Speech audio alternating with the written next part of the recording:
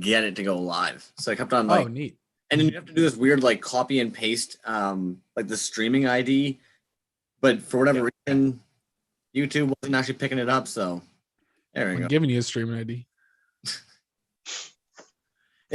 I'll admit it is pretty cool to me that I probably would have never looked into doing any of this stuff if it wasn't for COVID, though. Yeah, streaming has been like a really fun like COVID hobby for a lot of people, where it's like you can just all of a sudden like, oh, I can just like talk to people and show other people things. I'm like, it's cool. Epoxy Crusader, man. First time I've seen you without your hat. You got this Hi everyone. today. Yeah, today Luscious. Dang, man. We have a full house here today. How are you? Yo, Trash Talk, dude, I gotta message you because sat down and I saw this phenomenal piece I'm alive.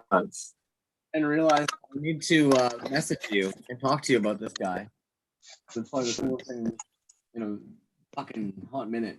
It took over the spot of Swamp Thing. I had a big old Swamp Thing there, but doesn't be weird. But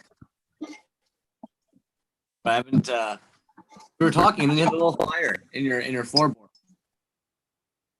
I figured that was probably a lot more important.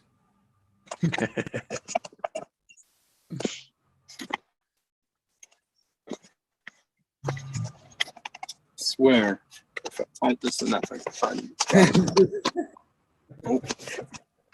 Man, that's how I feel doing IG lives. Honestly, that's probably like 50% of the anxiety is trying to spend the first couple minutes literally getting the phone set in somewhere. Like if I one thing, but I'm at the mother-in-law's place, so I'm like, okay, I have a desk here, a little rolly desk, and I'm like hanging a wall hanger off of it and hanging the phone from the wall hanger. And that was earlier when we were talking. Like, I never talk to people like video call on my phone, and so all of a sudden I was like, oh, we're talking. And like the first time we talked, I was just like sitting there with the phone in front of my face, like spinning in my chair, like the whole time. And then today I was like, I stacked up like a bunch of bullshit on my desk so it wouldn't move, and like just had it wedged in there the whole time. I don't have a setup for that shit at all. Yeah, that last one that I was in, I was just sitting on the bed and I kept getting those great under chin shots. Yeah, and I was just like, nope, this needs to be fixed next time. Not that flattering. That's why I leave my beard, because I don't want to see any chin shots. Yeah,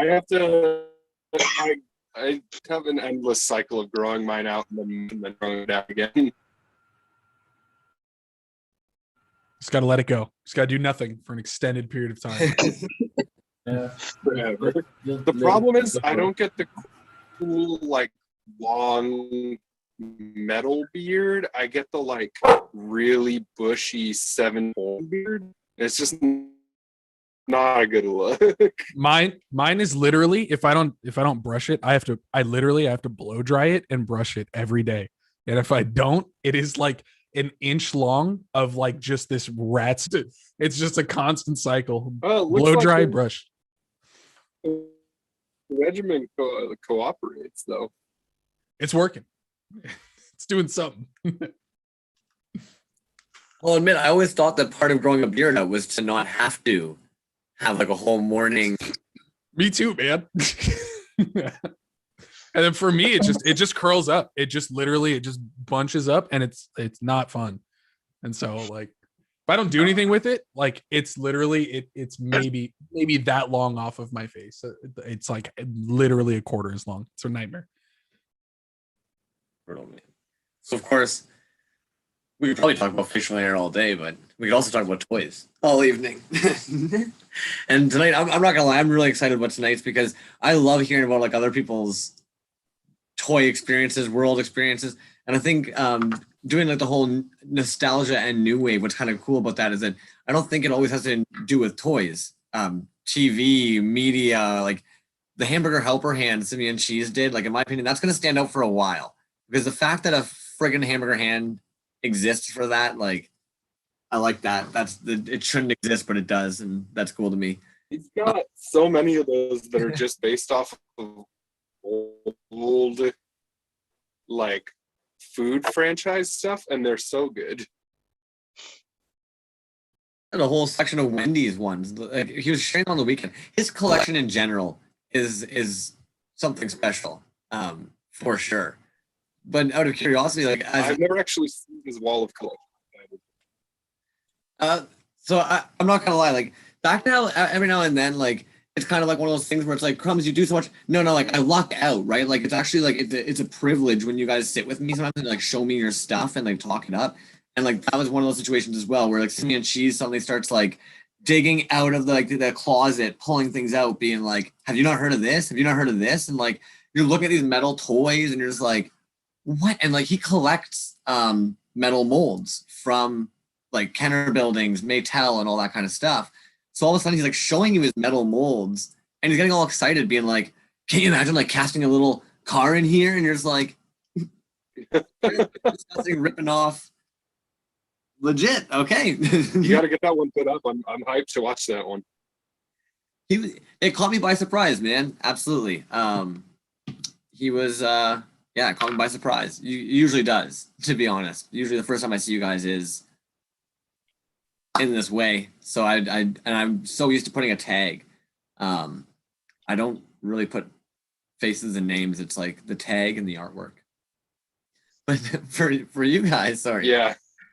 What are some of the things that stick out to you guys that you know for a fact are just like key moments from your youth that definitely influence what you currently collect and look for or seek? Do you remember, do you have Toys R Us in Canada? So Toys R Us used to do the Nickelodeon toy run. And I think that was the moment for me. It was like this big hyped up thing on TV where they would pick one kid and give them a shopping cart and go, "You have 5 minutes in Toys R Us and literally whatever you put in your cart is yours."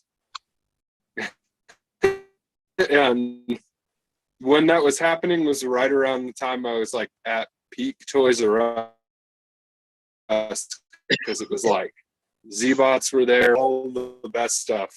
And I was sitting there as a kid like, oh, I'd get all of these. And now as an adult, I'm like, I have discretionary income and I'm going to get all of these.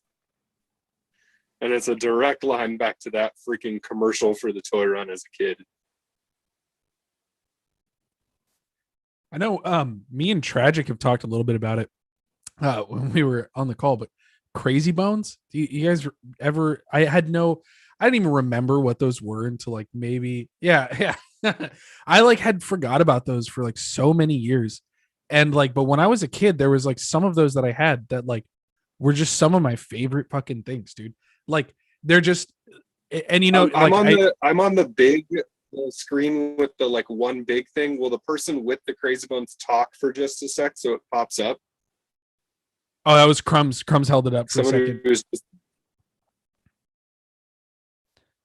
You've never seen a Crazy Bone or something? Like, is that what? Oh, yeah, I know. Okay, cool. Those little weird dudes. Yeah. What's funny is it's based off of a gambling game. It's like Jax almost. Yeah. Like it's just Jax, but like I never played the game. I just had like there was some series of them that were like kind of bigger. They were maybe like a 1.5 2 inch like size, and there was like a couple of those that were just dope. I just really fucking liked them, man.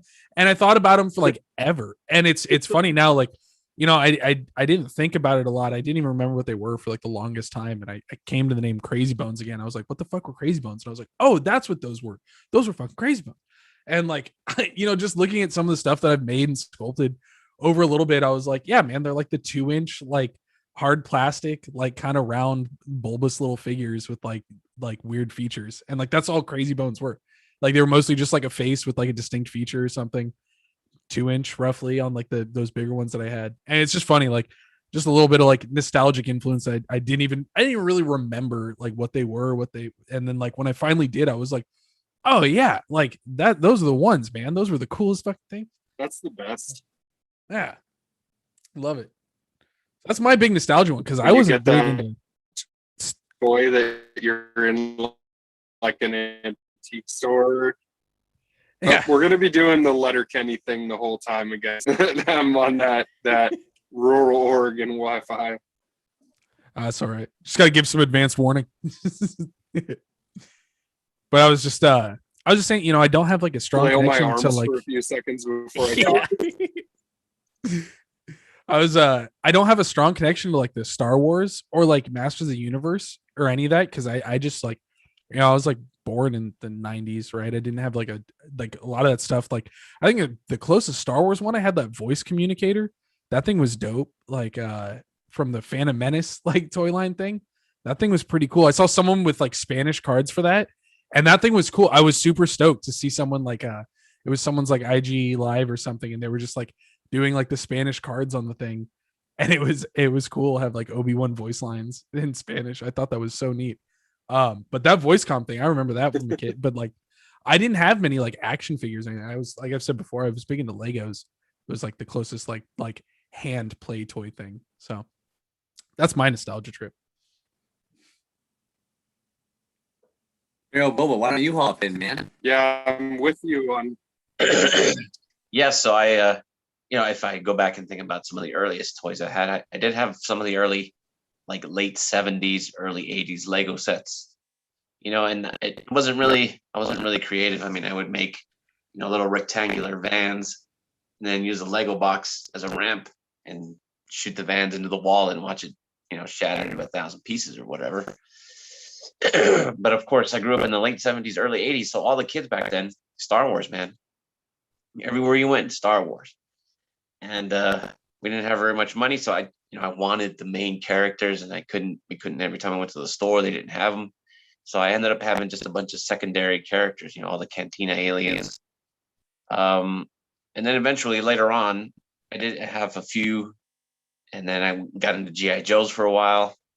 And then I did get into the Masters of the Universe for a big chunk too. I had a whole bunch, and then girls, and that all just kind of, all those toys just kind of went in a box and eventually got sold. But I never, for whatever reason, never lost that whole, you know, walking into any store, whether it's a CVS or a pharmacy, even now Target, even my grocery store. I'll go into the toy aisle and see what they got on the pegs. I'll take it off, you know, look at the card, and it just takes me back. It's time travel, you know. And if I get new stuff in, you know, I gotta take it out of the package for a little bit. Gotta look at it, gotta hold it, gotta smell it. You know, I'll pose it for a little bit. And that's just it for me. I mean, I still want and collect a lot of stuff.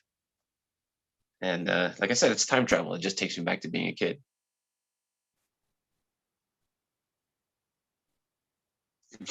Peter, if you don't mind, man, I'd love to hear some of your nostalgia.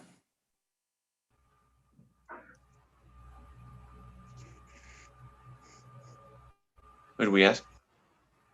So I think yeah, it was for Epoxy Crusader. yeah. Okay. Sorry, my bad.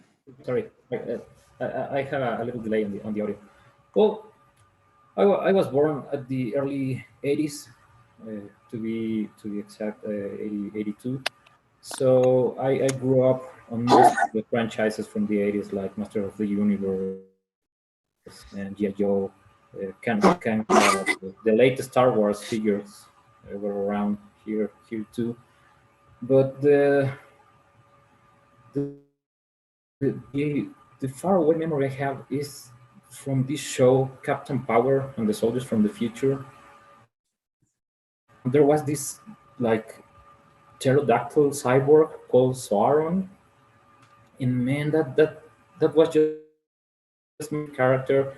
I always wanted that figure, but never had it because those toys were rare here in Mexico, or they were on their way out when the show started going through the TV here.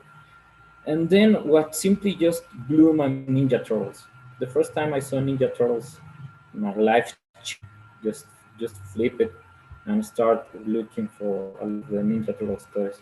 I was talking to Crumbs once that one thing was rare because here Ninja Turtles were so very popular, but the toy stores and the mall stores didn't know exactly which characters were from Ninja Turtles.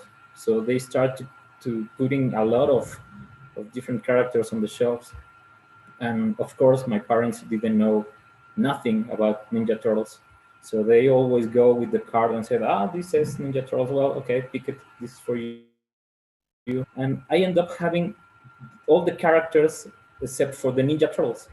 I had the kangaroo one, the panda one, the frog one, and all my friends at school when we played, they always were like, ah, those aren't Ninja Turtles. And I was like, yeah, this is Ninja Turtles. Ah, show me the chapter where that goes in the cartoon. I was like, well, no, I don't know. There's no one. So I only get attached to the characters that weren't so popular and now are considered like grail toys, like the walkabout kangaroo and all those rare ones. But definitely, I always grew with this idea of having the Ninja Turtles, like the ones I saw at the stores. And for me, collecting toys is been something I've done for life. I love toys. I love figures. I love displaying things like art things and stuff. And I remember once my wife and I been together for about 15 years now. But for the first 3 years, I used to show her all my collections and stuff. And once she showed her mother a picture of my bedroom with all my toys, and her mother was like, "Oh, nice toys. Oh, what's he gonna do with that when he grows up?" And my then girlfriend was like, "He's already grown up. He's like 25 years old." So, and it's something common. I don't have kids right now, but if you see like my home, my house, there's all around. Like I have toys in the dining room, in the hall, in the bedroom, in the kitchen. Because I'm always keeping something near, or I buy a toy and then I'm like just watching it all day, and then I leave it or forget where I leave it around the house. So it's like common. But I always remember that first Sauron from Captain Power and that idea of watching things come alive, the show to your hand, and then you get to play with it. Have you got Excuse me? that figured out now? Have Yeah, you gotten that I finally figured have now? one. But in the end, I fetched one in a flea market. It was all broken, so I started to print all the missing parts. But yeah, eventually I got one. For me, it's something like I do the same. Where's it at? I want to see it. Yeah, again. See? Sorry, I was saying I want to see it. Oh yeah, Curious I'll which just one. I want to print see it and I'll fetch the it. one I'll show you. What I was going to say that for started us is it that all. just as Variable said, I love smelling and touching the toys. Like that sensation of new or achievement or plastic, really like living, like being. For me, I think I've said this on another time. For me, playing with toys, I don't actually play anymore, like like doing adventures and stuff. But the simple fact of just posting it somewhere and taking pictures of it and trying to repair or making molds out of it. For me, that's my now play. It's the actual play I have now with the toys, and I think it's very relieving. It makes me. I think it makes you be who you are, and I always remember this from Todd McFarlane. He was talking about the toys and the figures he made, and he was saying like it's not just the display figure, it's just like a little box where you put all the things you are in it and then show it to the world. Because every time someone passes around you and saw these figures or your toy, immediately gets a glimpse or what the things you like and who you might be. So for me, it's like a whole sphere of nostalgia and value and self presentation and empathy to the world. I think I heard it kind of come up a couple times, and I'd be kind of curious. Does it seem that new TV, sorry, like movies and or shows is probably like a drive, like a heavy drive for a lot of us? Because Joshua, you mentioned commercials, Mario Boba, Star Wars. What do you think it was about seeing things on the screen that all of a sudden just like needed you to have it in your hand, or even struck as nostalgia to even today? Because down energy, I'm not gonna lie, man, I'm trying to keep it in mind too that like it's not always just toys, right?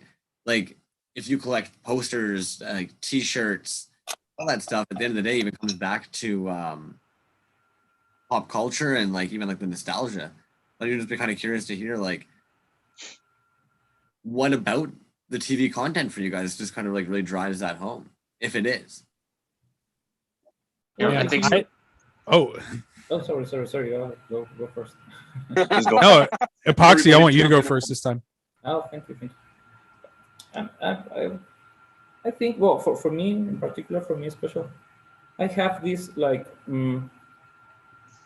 museum-like display idea. So if I get my hands on a toy, let's say this gremlin, then I feel the need to have all other aspects or media where these particular things are displayed. So then I video game, and then I fetch the movie, and if it's an old movies, then I need to fetch the VHS and the DVD and etc. Then if I care about box, then I found and fetch the box and the poster and so on and so on and so on and so on. Mostly because I feel that sometimes you don't have to actually have the whole line of figures for a collection. Like in the museums, there's only need you only need to have like the things that tell the same narrative over the object. So say you put together a pug and a trading card and the figure, and there you are. You have a nice collection and an intuitive collection of a certain object, a certain franchise, a certain object. Let me see if I have any examples.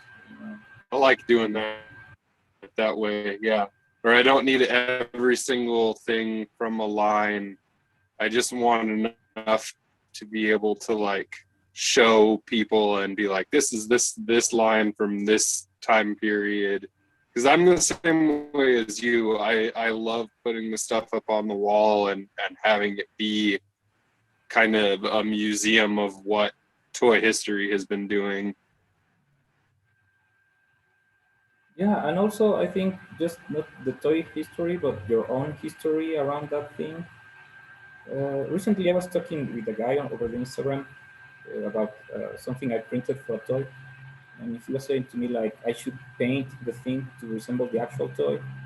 And I was saying like that it's like when you go to the museum and saw the dinosaur bones, and sometimes you notice that it doesn't have the whole the complete bones.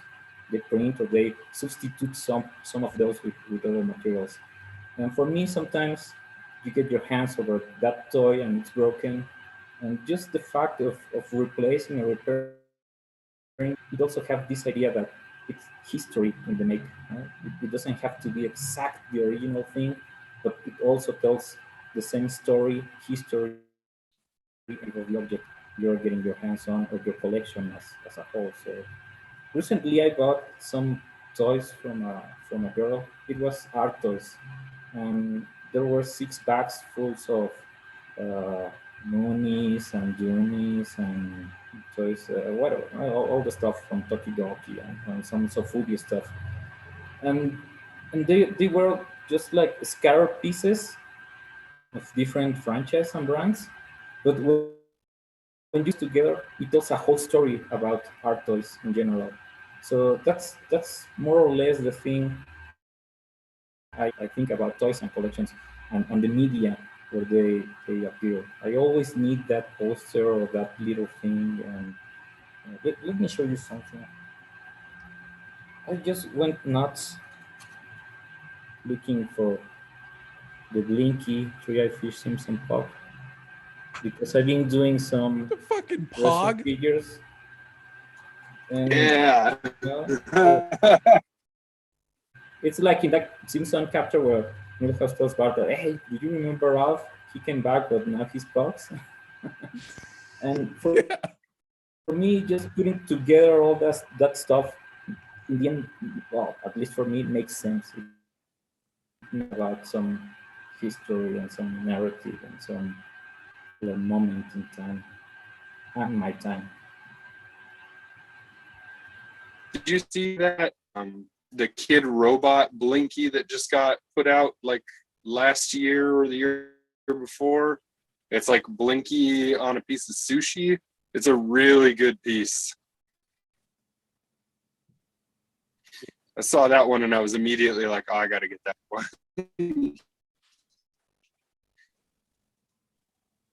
Yeah, I love Blinky. I got fixated with Blinky because of that chase figure, the Blinky Bart from Mattel.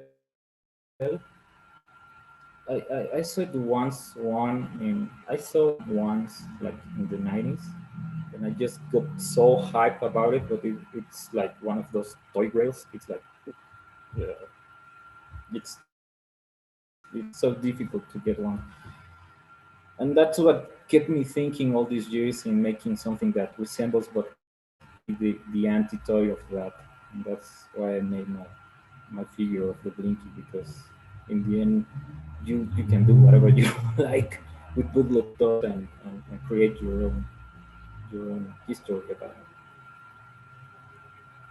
By the way, I never seen. I know the Blinky sushi one, but I never seen the actual in any place. Every time I want to buy that, it's out of stock.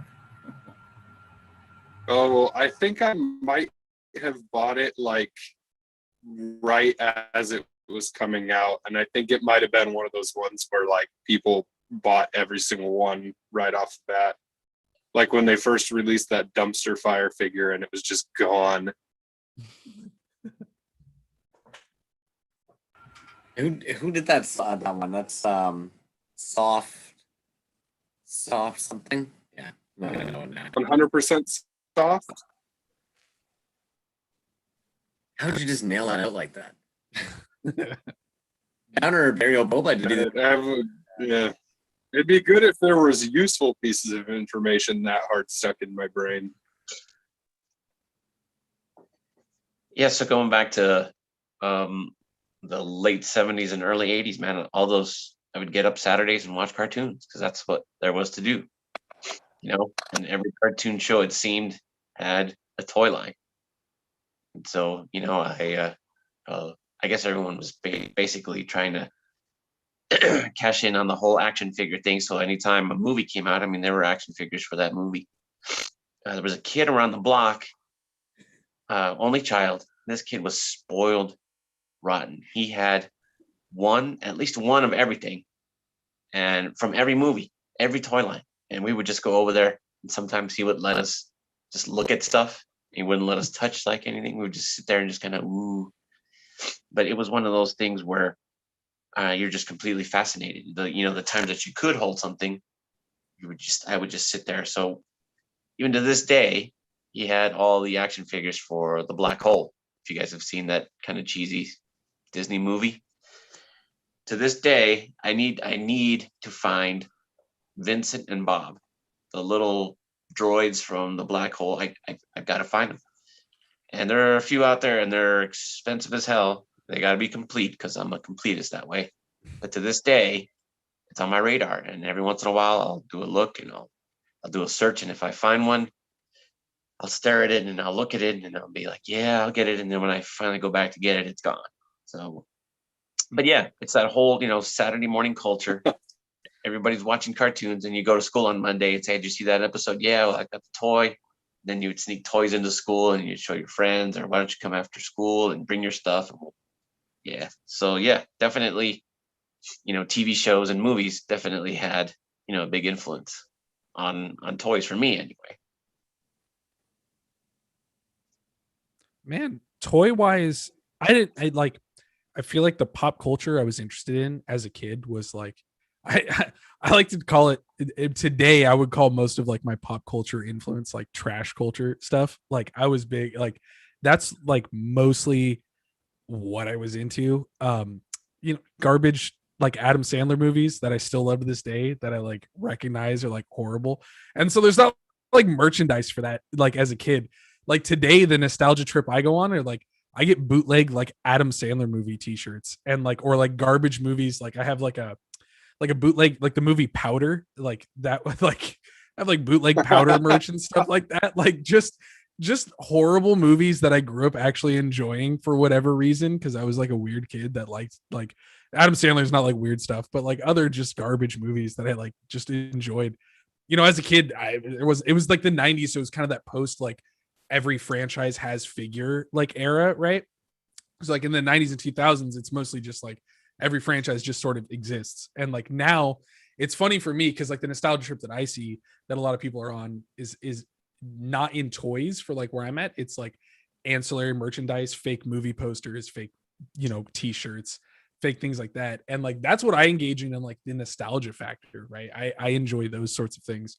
And it's funny because like my toy stuff, like I was thinking about it too, and I was like, I had lots of army men, like green plastic army men. Those are around. Those weren't associated with any franchise though, so it's like it's not really much media tie-in with a lot of what I am and what I was interested in terms of like physical toys. So it's cool. I really I love hearing everyone's like stories. It's so dope. I had one question for you, Barrio Boba. The homies tie-in with the stuff that you do. Homies were super cool, and like I know the guy who did them. His like the homies are in like a like MoMA in California somewhere as like a pioneer of vinyl art. And like I really enjoy that because that's like sort of the first like they were super cool and influential, and like those were like the only things that were in like I think of like gachapon stuff, and like the only things that like I mean I grew up in California here, the only like gachapon sort of things that I ever saw were like homies, and it's sort of interesting the other that those were like around. Sticky hands. Yeah, right. It was like sticky hands or like homies, and it was like So if you you're had always 50 like, cents. I'm gonna go buy the actual cool figure that's gonna last. Of course, Yeah, exactly. 100%. Yeah, 100%. Yeah, and so I think it's really interesting that little. Sorry. No, go ahead. I was just gonna say that little headless man figure that was in my last drop. The original of that one is the homies figure. I love that line. So yeah, I was gonna just to wrap, like homies weren't something I had frequently. Like I would buy like I think at like Chuck E. Cheese and stuff like that. They had like vending machines as well as the tickets and like the laundromat we would go to, and yeah, like a round table and stuff like that. Like they were there, and I had a few, and so I think it's I mean, for you, like, I think it's a very interesting tie-in. I want to hear more about the homies from you.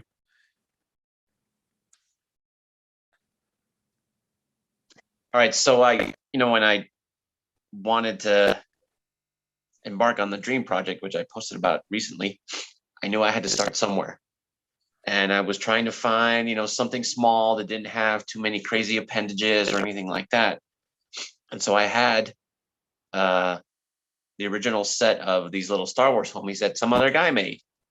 I said, you know what? I'm gonna do the little the Boba Fett one because all the appendages are on his body. There's nothing sticking out. And let me see if I can make a mold and cast this thing. And that's how that got started, right? So I made it, and I was like, cool. And I had all this resin sitting around, so I made a batch, gave them out to some friends, and then I posted on here, and then it just kind of took off. But again, so that was in the mid to late 90s, right? Just the homies phenomenon. And I didn't have, by that time I was already in school, in grad school, so I didn't, I wasn't really collecting toys per se at that time. But my nephew did have some of the homies and whatnot. But it's just like you're saying, so a lot of people actually did have and played with and collect homies. There's a guy on here, you guys know him, B to the J. He when every line I put out, man, he buys a set and he's like, I love homies. He's like, I loved them, I collected them. He's like, and then you're mashing them up with Star Wars. He's like, two of the things I love the most. So he is already he's already told me that no matter how many different lines of this I churn out, he's going to pick up a set. So, and then and growing up in West Texas in El Paso, there was a lot of, especially when I grew up, there was a lot of cholo culture or gang culture. So I decided to kind of tie that into the homies and the Star Wars thing. So that's why they get the nicknames they have, and that's why when I post stories about them or whatever, that's why I throw that all in there. So it's a little personal history as far as like the culture goes. It's Star Wars, which I love, and then the homies, which are again the cholo gang thing. So, and it strikes a nerve with a few people. Wrongly so.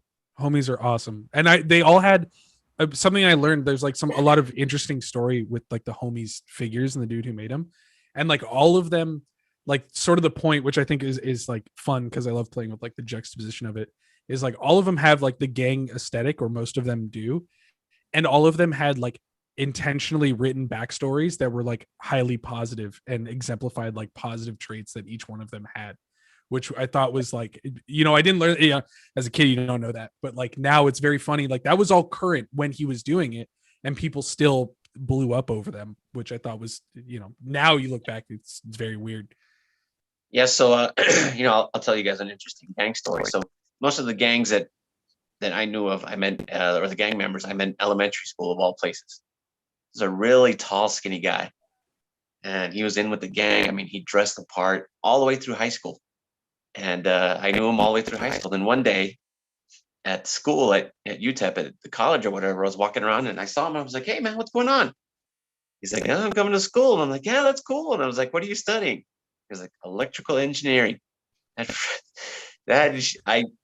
jaw dropped. I was like, I had no idea. He was an okay student in all the way through, grade school, middle school, and high school. But I haven't seen him since. But I'm sure he's, developing electrical plans and drawing up a running plant somewhere. So it's one of those things where it was part of growing up, and then you had to know the slang, because I mean some of these guys would talk to you with the slang, and if you knew it, then you kind of fit in and they wouldn't pick on you or whatever. But if you didn't know the slang, man, you got picked on, you got beat up. And luckily, like I said, I met those guys in elementary school, so I knew a lot of them all the way through school. So no one ever had beef with me.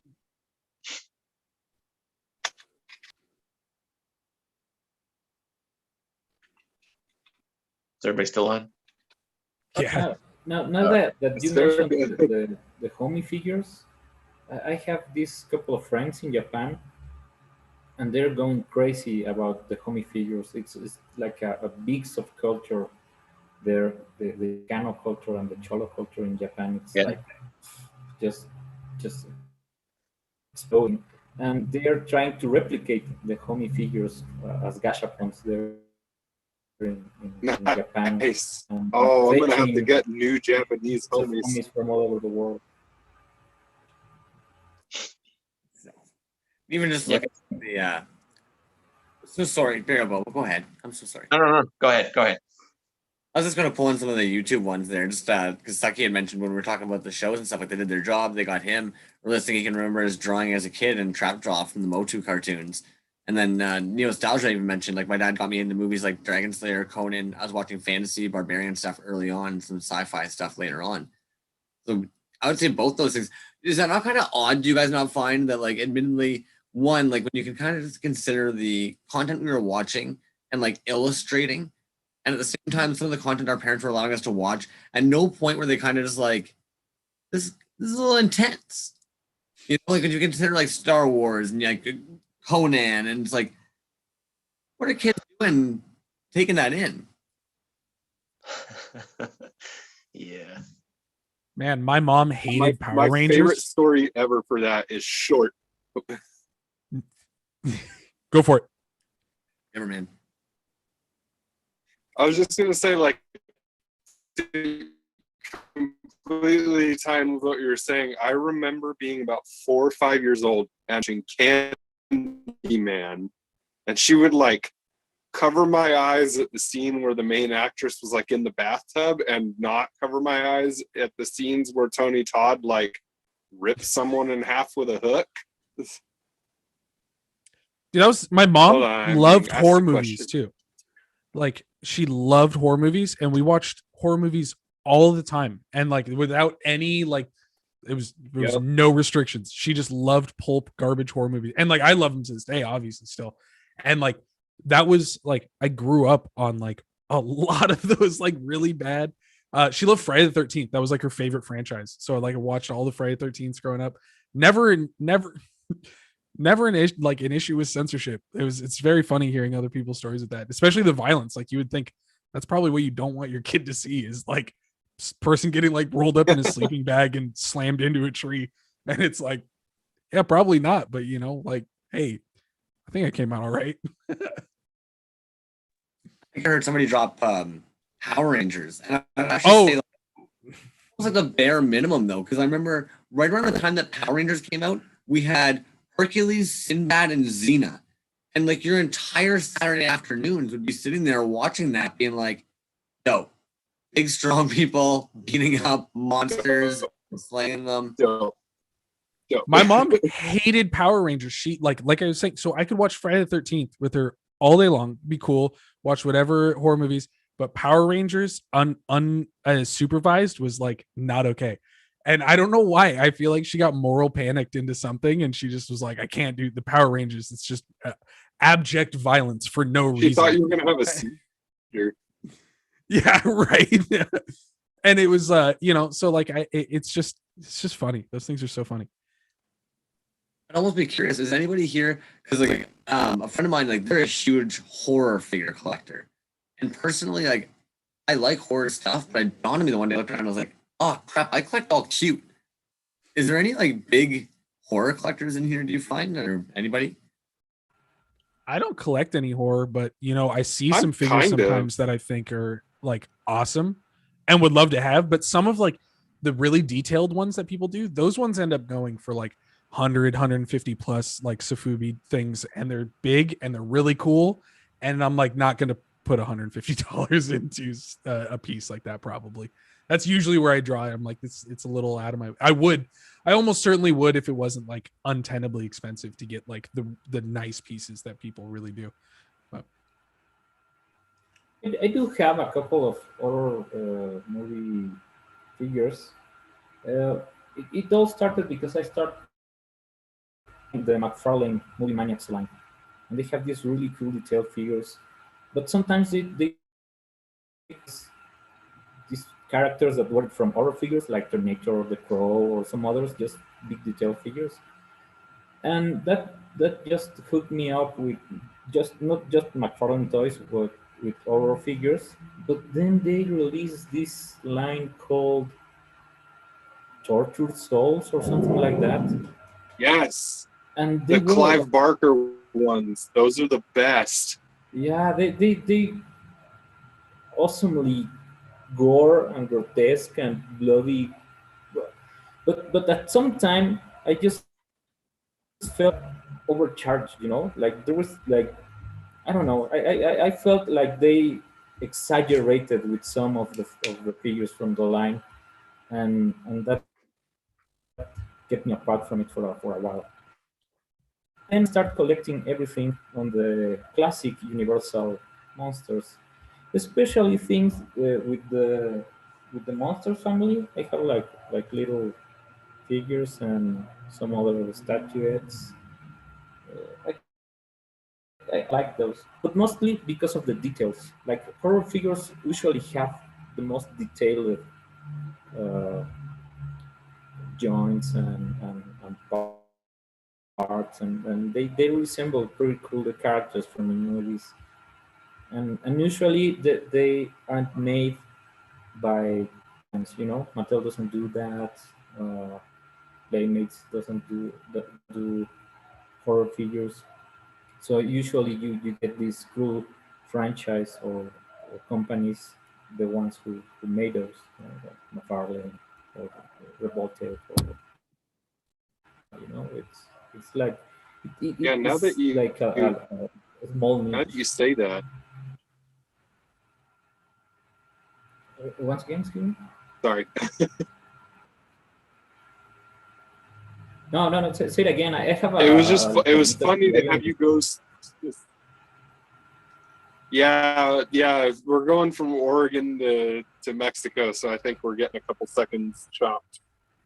But I was just saying that as soon as you said Tortured Souls, like that was one of those, like, the rush back to remembering it, because when I was maybe 13, 14 is when those first came out. And at that point, I was just starting to, like, discover Clive Barker, and, like, his Books of Blood is still one of my favorite books to this day. So when it was like, this is a series of horror things that Clive Barker designed, I was like, oh, I have to have these.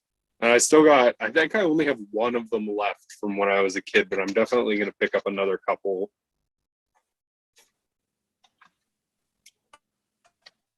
But it's also back with that other question you were talking about, Crumbs, there, like, it's funny because that actually ties back to your talking about the TV shows thing. Because for me, I never, as a kid, got hooked by the stuff because it was like a TV tie-in. Star Wars toys didn't really do it for me. Masters of the Universe didn't do it for me. But, like, when I went to a toy store and I saw, like, a Mighty Max figure with the little, like, mammoth with the bloody tusks, or, like, the Monster in My Pocket figure with, like, the little 4-pack of, like, the Dracula and skeleton and stuff, that was the stuff that my brain got hooked on most. So all the 90s had this really great, like, time period where they knew that the way to sell the kids was to make, like, the grossest, weirdest, closest to R-rated toys you can, and that was my jam. Remember, I think it was called Garbage Pail Man, Trash Can Man. There was the Garbage Pail Trash Kids. Bag Bunch.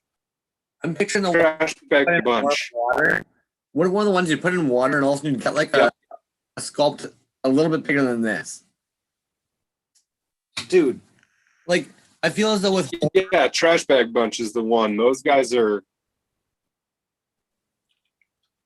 dude. The series 2 of Trash Bag Bunch are like $70-$80 a figure. It's ridiculous. There's so much love for that series. Deservedly. It's a really, really good set of sculpts. Man, I have never seen these before. I've never even heard of them. And I'm following somebody on here. I can't remember who it is off the top of my head, who's doing like resculpts of these. They're like casts of these, and they're just like custom painted. Yeah, the like, XLs. Yeah. The XL. Like, as soon as I looked it up, and I was like, I've seen these sculpts before. Ones. Yeah, and I thought those were so dope. Like the little one with his like middle fingers up, but they're like, it's a claw. And like I was like so stoked on that little monster. I had no idea that was from something. That's dope. You're right. Those are excellent sculpts. Muckoid, dude. Muckoid's the shit. Yeah. I remember those were like one of the few toys ever. Like a lot of my father would often be just kind of like, new toys. Like, much like everybody else here, like, money and awesome. So my father would often be like, why the heck are there new toys? Like, this is the last thing we really need. But then with those ones in particular, every now and then you come into my room and be like, hey, you mind if I steal this one for some sketching? And you'd be like, sure. And he'd be like, cool. And he would actually, and those were like the ones that usually he'd be like looking at the sculpt being like, I like that little guy. And he would end up taking little figures down. He'd want to sketch them up. And so it's like, you almost end up wanting to find really dope figures that like earned that, right? Like your brain almost starts thinking like, will he want to draw this one? Will he notice this one and want to draw it? Like, does this one qualify? But it's interesting that I do that as an adult. I go, is this like, I get really excited when I find a figure that I show my wife, and my wife is actually like, "Oh, that's super cool."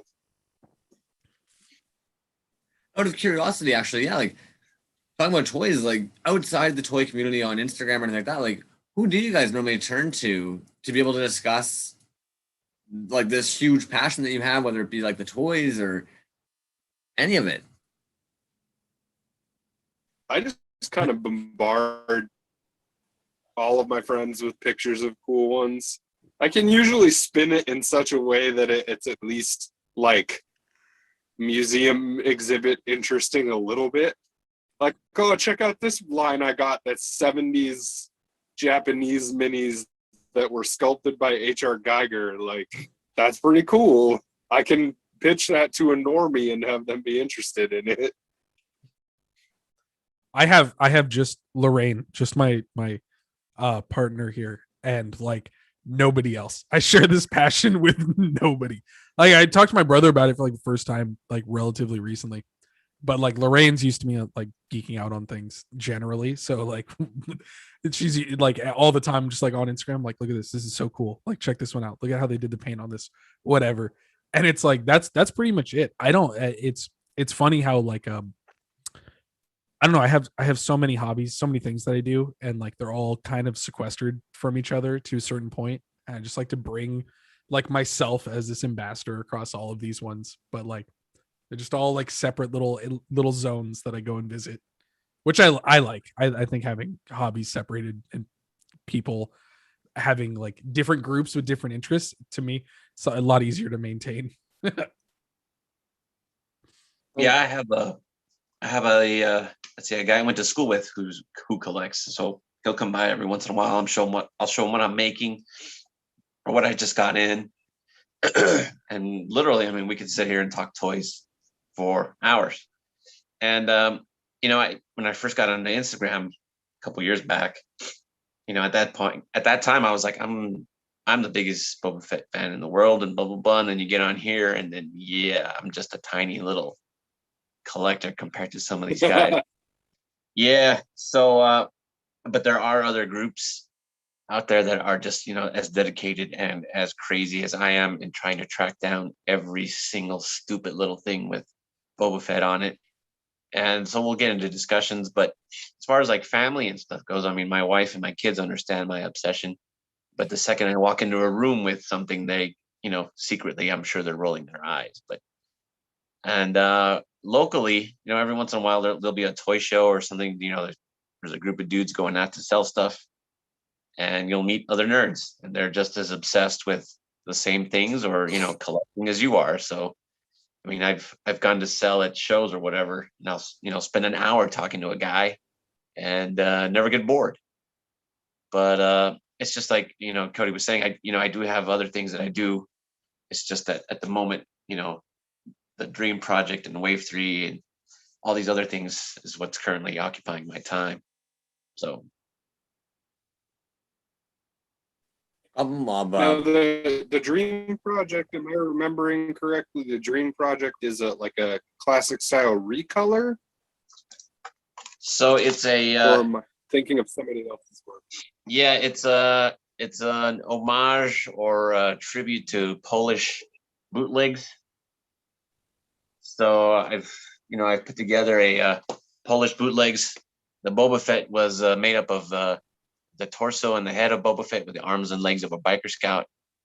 And so I've done it with a modern Boba Fett and biker scout, and I've made a card and I've slapped them into a card, and so that's what the Dream Project is right now. Those are brilliant, by the way. I love the. I like it.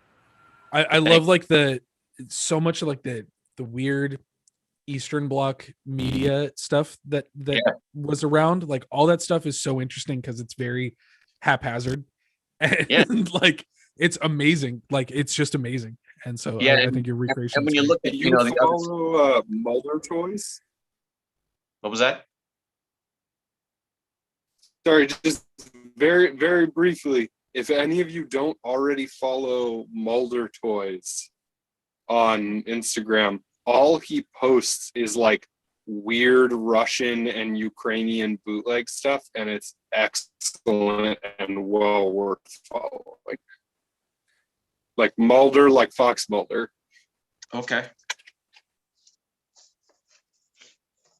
Oh man, I'm going down like a rabbit hole over here. Goblin Mob pointed out he thinks that the wave 1 and wave 2 are the same, but the paint ups are different for the trash bag bunch.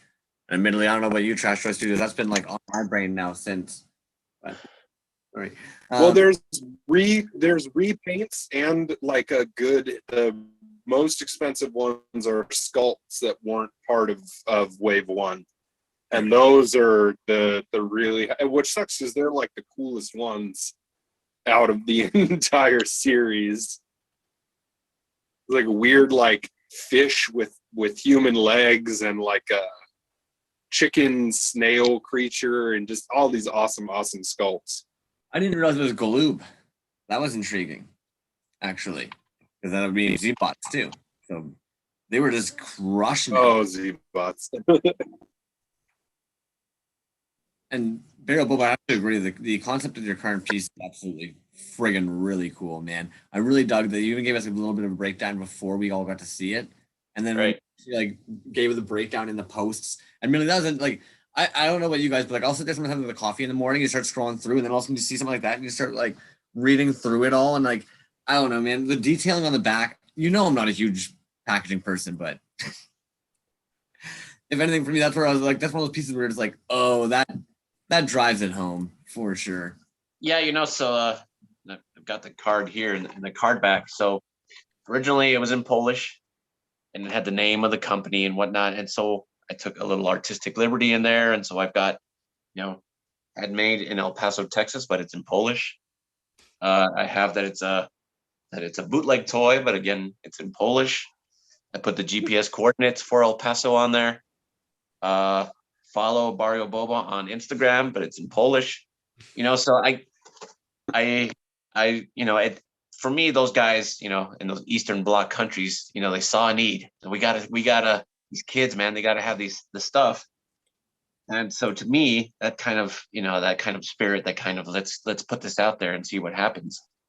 Now if you talk to some of these kids that grew up in Poland in the 80s, they love these things and they're weird. They don't look like the characters on the TV. They don't have the paint colors or the color schemes that they were on the movies, but they love them. And now personally, I do too. And the funkier, the weirder the colors and the more abstract the figures, I just love. Epoxy Crusader and I were just talking about I have a huge love for the Mexican bootleg stuff, which is similarly like really bizarre. Like here's a single piece plastic cast Darth Vader with 2 heads for some reason. Here's Epoxy, do you have that Satan figure that you were gonna send me floating around somewhere? You guys got to see this thing. There it is. It's a miracle. He was out getting it. He knew. That thing's so brilliant. As soon as you mentioned it, I went to fetch this one. That's amazing. Got like where the wings go, like with the faces in the wings. Like, oh, it's such The wings have such like, a gold. rad figure. But you know what's the weirdest thing about this figure? It's that this figure was made, or Penis. it's made in Tiny penis. what?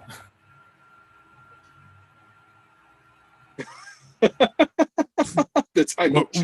Sorry, no, I want to hear this. I want to hear this. No, well, the weirdest thing is that this figure was actually made to be put on the nativity diorama for Christmas.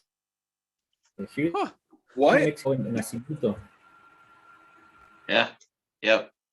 For That Christmas. makes it cooler. It's a nativity scene piece. Yeah. Yes. That's it. Sorry, I didn't know the No, yeah. Monica. phrase in English. It's a nativity scene piece.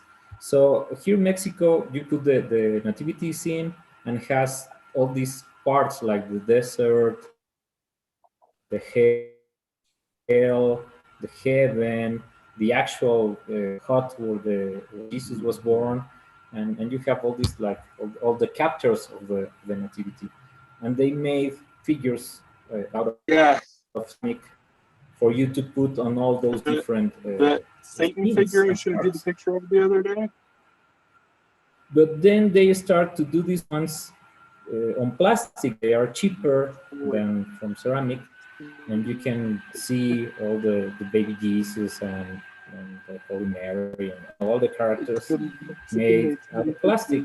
And by the time I got this one, I was arguing with It's so cool. my wife about if the nativity scene had to have the hell diorama.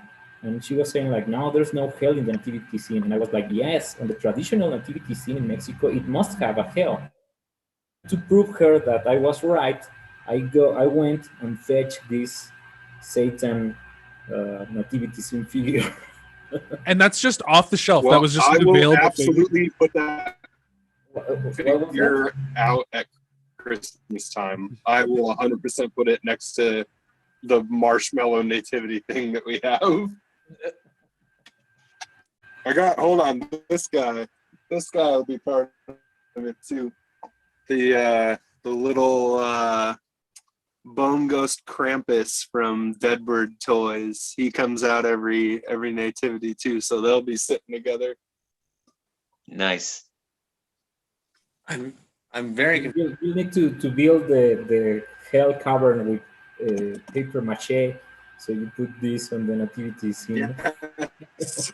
With the little like fan blowing the red paper up from underneath, like the fire. Yes. That's it. That's. I feel like I've been missing half of Christmas I'll this do it. whole time. Right?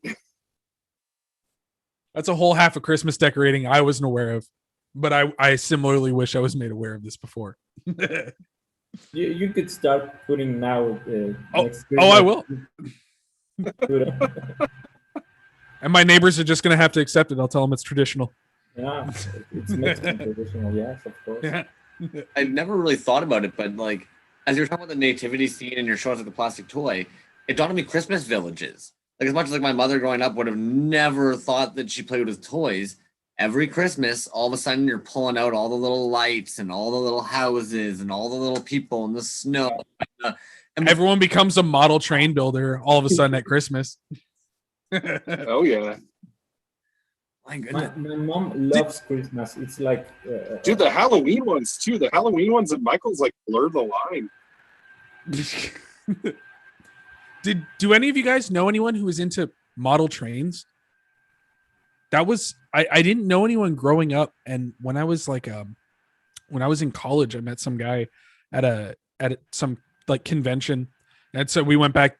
You know, a few people went back to his house to drink, and he had like a whole room in his house, like an actual room that was just his model train set up, and it was like, you know, it was like a whole thing 4 feet off the ground. You had to go under the like from the door. It blocked off the door, so you had to crawl under into it and pop up in the middle of the whole setup, and it was the whole room, and it was the craziest thing. I had like my mind completely blown. I had never seen like a model train setup in my life, and I was like, that is the most, to be honest, that was like the most high level like toy diorama setup thing I'd ever encountered. And like it was so cool just sitting there, and like as like an observer, I can totally, like, I'd never been interested before or since, but like once I was in the middle of it, I was like, I get it. I understand entirely what you're doing here. And like if for whatever reason I would like was in this, and he explained it to him, it was pure nostalgia. His dad did model trains before, and like so his whole, like, it was just like what he did.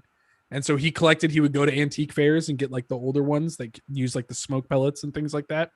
There's a whole thing, whole aspect of like things that you just, it's so weird because it makes me think like, what are like the nativity scene thing that you have, and like trains like that, and the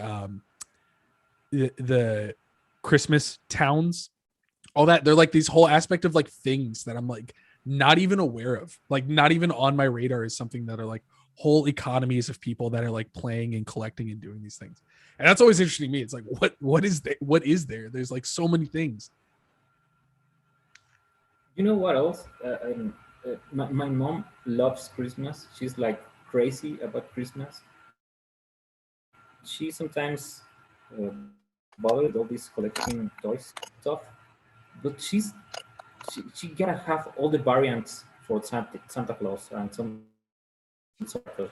Like every time they release another Santa Claus, she needs it. So she buys one, and sometimes she buys two because one has to be in a box to be perfect, and the other one goes into the shelf and display on Christmas.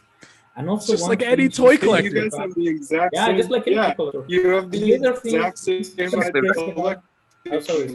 Yeah. I was the other thing she's crazy about are these like the tree ornaments, all the things you put on the tree. Right.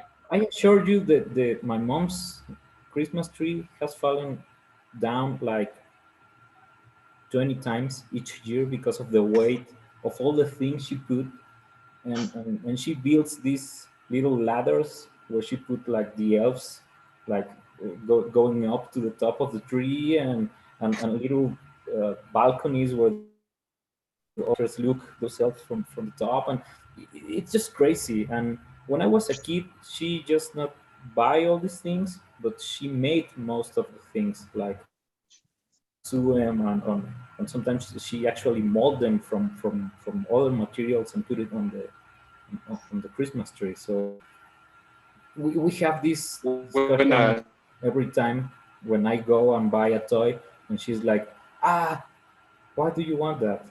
But then on December, she's buying like a lot of these little figures, and I'm like, hey, why do you want that? My mom goes absolutely off for Christmas ornaments as well. And it's funny because I never think of them as like toys or anything, but they're always figures. They're always like they're actively like a thing. They're like a ceramic glass. Like she loves them when they're like things. She takes us every year, like every year since we were a kid. There's a Christmas shop in our downtown that's open year round, but on Christmas we go in and everybody buys one, and she puts the date on it and everything, and then those go in the box, and she collects them and has them forever. And then every year we put up like whatever, some subset of them onto the tree. And it's like, it's funny to me because like I don't think my mom collects like anything or like any toy. It's weird, but to her it's pure nostalgia, like toy collecting, right? It's pure nostalgia figurine collections. It's very interesting, very interesting. I would even say, as toy collectors, we're kind of strange. It's sometimes not even Christmas. It can be or a toy. It can be anything. Like I don't know why I've got a fossil with my toys. It doesn't make sense, really. Makes sense. Or you know it, you just start Oh, doing it. Yeah. shit. Where did I put it? I just got in this fucking fuck. Continue talking and I'll find it. There you go, Boba. Did I cut you off? Sorry, it seemed like you're about to hop in there. No, Okay. my kids are singing in the background, so I'll mute the microphone every once in a while. Yeah. And that's the thing about collectors, right? I mean, either you're a collector and you go out and you chase down variants, you buy two of each so that you can open one and keep the other, or you don't know you're a collector until somebody points it out, right? Like Cody was saying about his mom. She probably will say that she doesn't collect anything, but come Christmas time or even Epoxy Crusader, they bust out the collection. Yeah. It's one of those things, and it's not until you have to look for something or trying to see or remember if you've got it that you dive into your closet or your racks of stuff or whatever. You're like, damn, how did I end up with all this crap? And it's crap that I'll never get rid of, but that's just part of collecting. I was wondering, like, So Crumbs, I just got. Oh, you go ahead. I've been talking a lot. Go ahead, Shane. I was just gonna say, Crumbs, that like the nostalgia thing with fossils is huge for me. I just got this guy in. I don't know if it's particularly visible here, but it's let's see if I've got a source of more light. It's a megalodon tooth, and I just got this in, and I'm so excited about it because when I was a kid, it was always like we'd go to museums and stuff, and there was never money to like buy fossils, even though they were the coolest thing at the store, in the little museum store. And now as an adult, I'm like, wait, I'm gonna go get a bunch of these.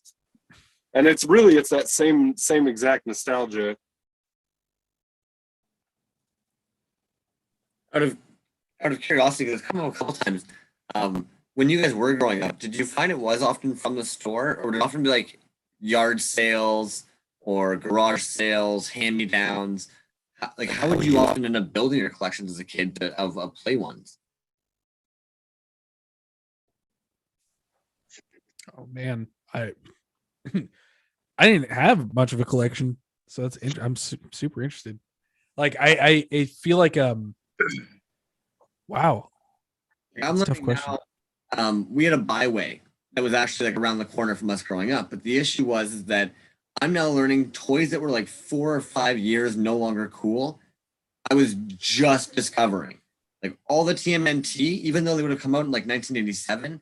For some reason, I've got pictures of like my fourth Christmas, where my brother's opening up TMNT figures, and it's like we shouldn't have been getting them like still in the box, but it's almost like they just made it to like these little crappy byways. Or it turns out that like the guy down the street, his kids are now like into girls and sports, and so they don't play with their toys. And all of a sudden, the one day he's almost just like, if you want the whole bin, $5. And you don't know what the heck they are. You don't care what these figures are from. It's just the most toys you've ever seen for $5. And you're like, run back home to your parents, like, he said he has a bin. Can I have $5? And you run back, and suddenly now it's like you're just walking home with this huge thing. Was that kind of same for you guys, or was it usually kind of Toys R Us and stuff? Well, for me, it was. I mean, I've done that a lot as an adult.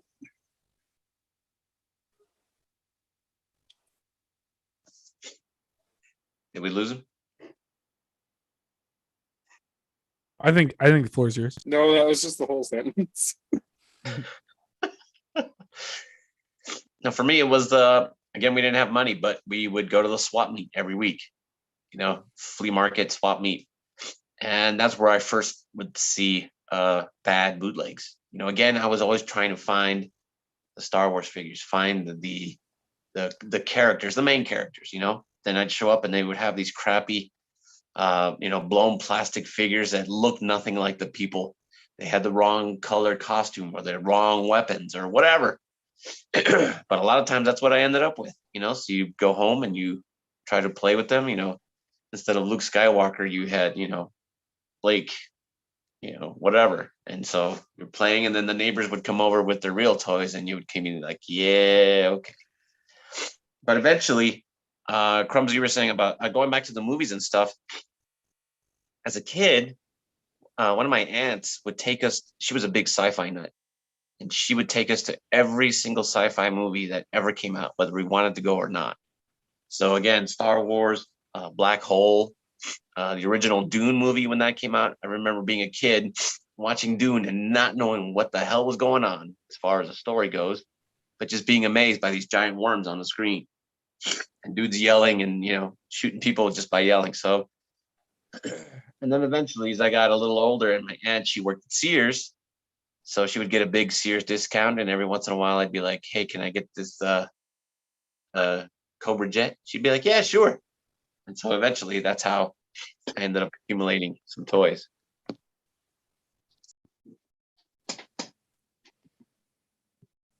How's it going, dude? We have a new contender entering the chat. What was that? I was saying, hey, Mac, how's it going, man? Hey, dude. Good. I don't know if everybody's had a chance to meet you. Downer and I had a chance to kind of chat with you earlier on tonight. Why don't you kind of give us a little bit of an introduction of yourself? Nothing special about me. Just painter and stuff. I like technical stuff regarding painting. So I don't do the average, like, here's my style, and I don't have like a really solidified style, but I think it would be technicality. Like, we're talking effects, talking like about like texture and stuff. That's basically it. Just painter, maybe sculptor eventually. I mean, let me see. Here's something I've been working on, and I kind of like stopped during the winter. It is this guy right here. I don't know if it'll focus really well, but like I said, I'm more of a technical painter, so I like, you know, feel and all that crap. Hell yeah. So this is I like dig a, and I don't know if it's gonna focus if I just do that. You have actual like geodes inside of your sculpt in that? Yeah, Wow, amazing. I replaced the Oh, geode. that's like a tricky head, or you sculpted from scratch. This one is a figure, and then this is actual like crystals and stuff. Yeah. I just have to like smooth this out and then add a little bit more as I go along. And then after that, it's all about masking and painting. Hell yeah. Amazing. Welcome, Nakadoki. Out of I was curiosity. thinking about like nostalgia collecting in there and like how you built it.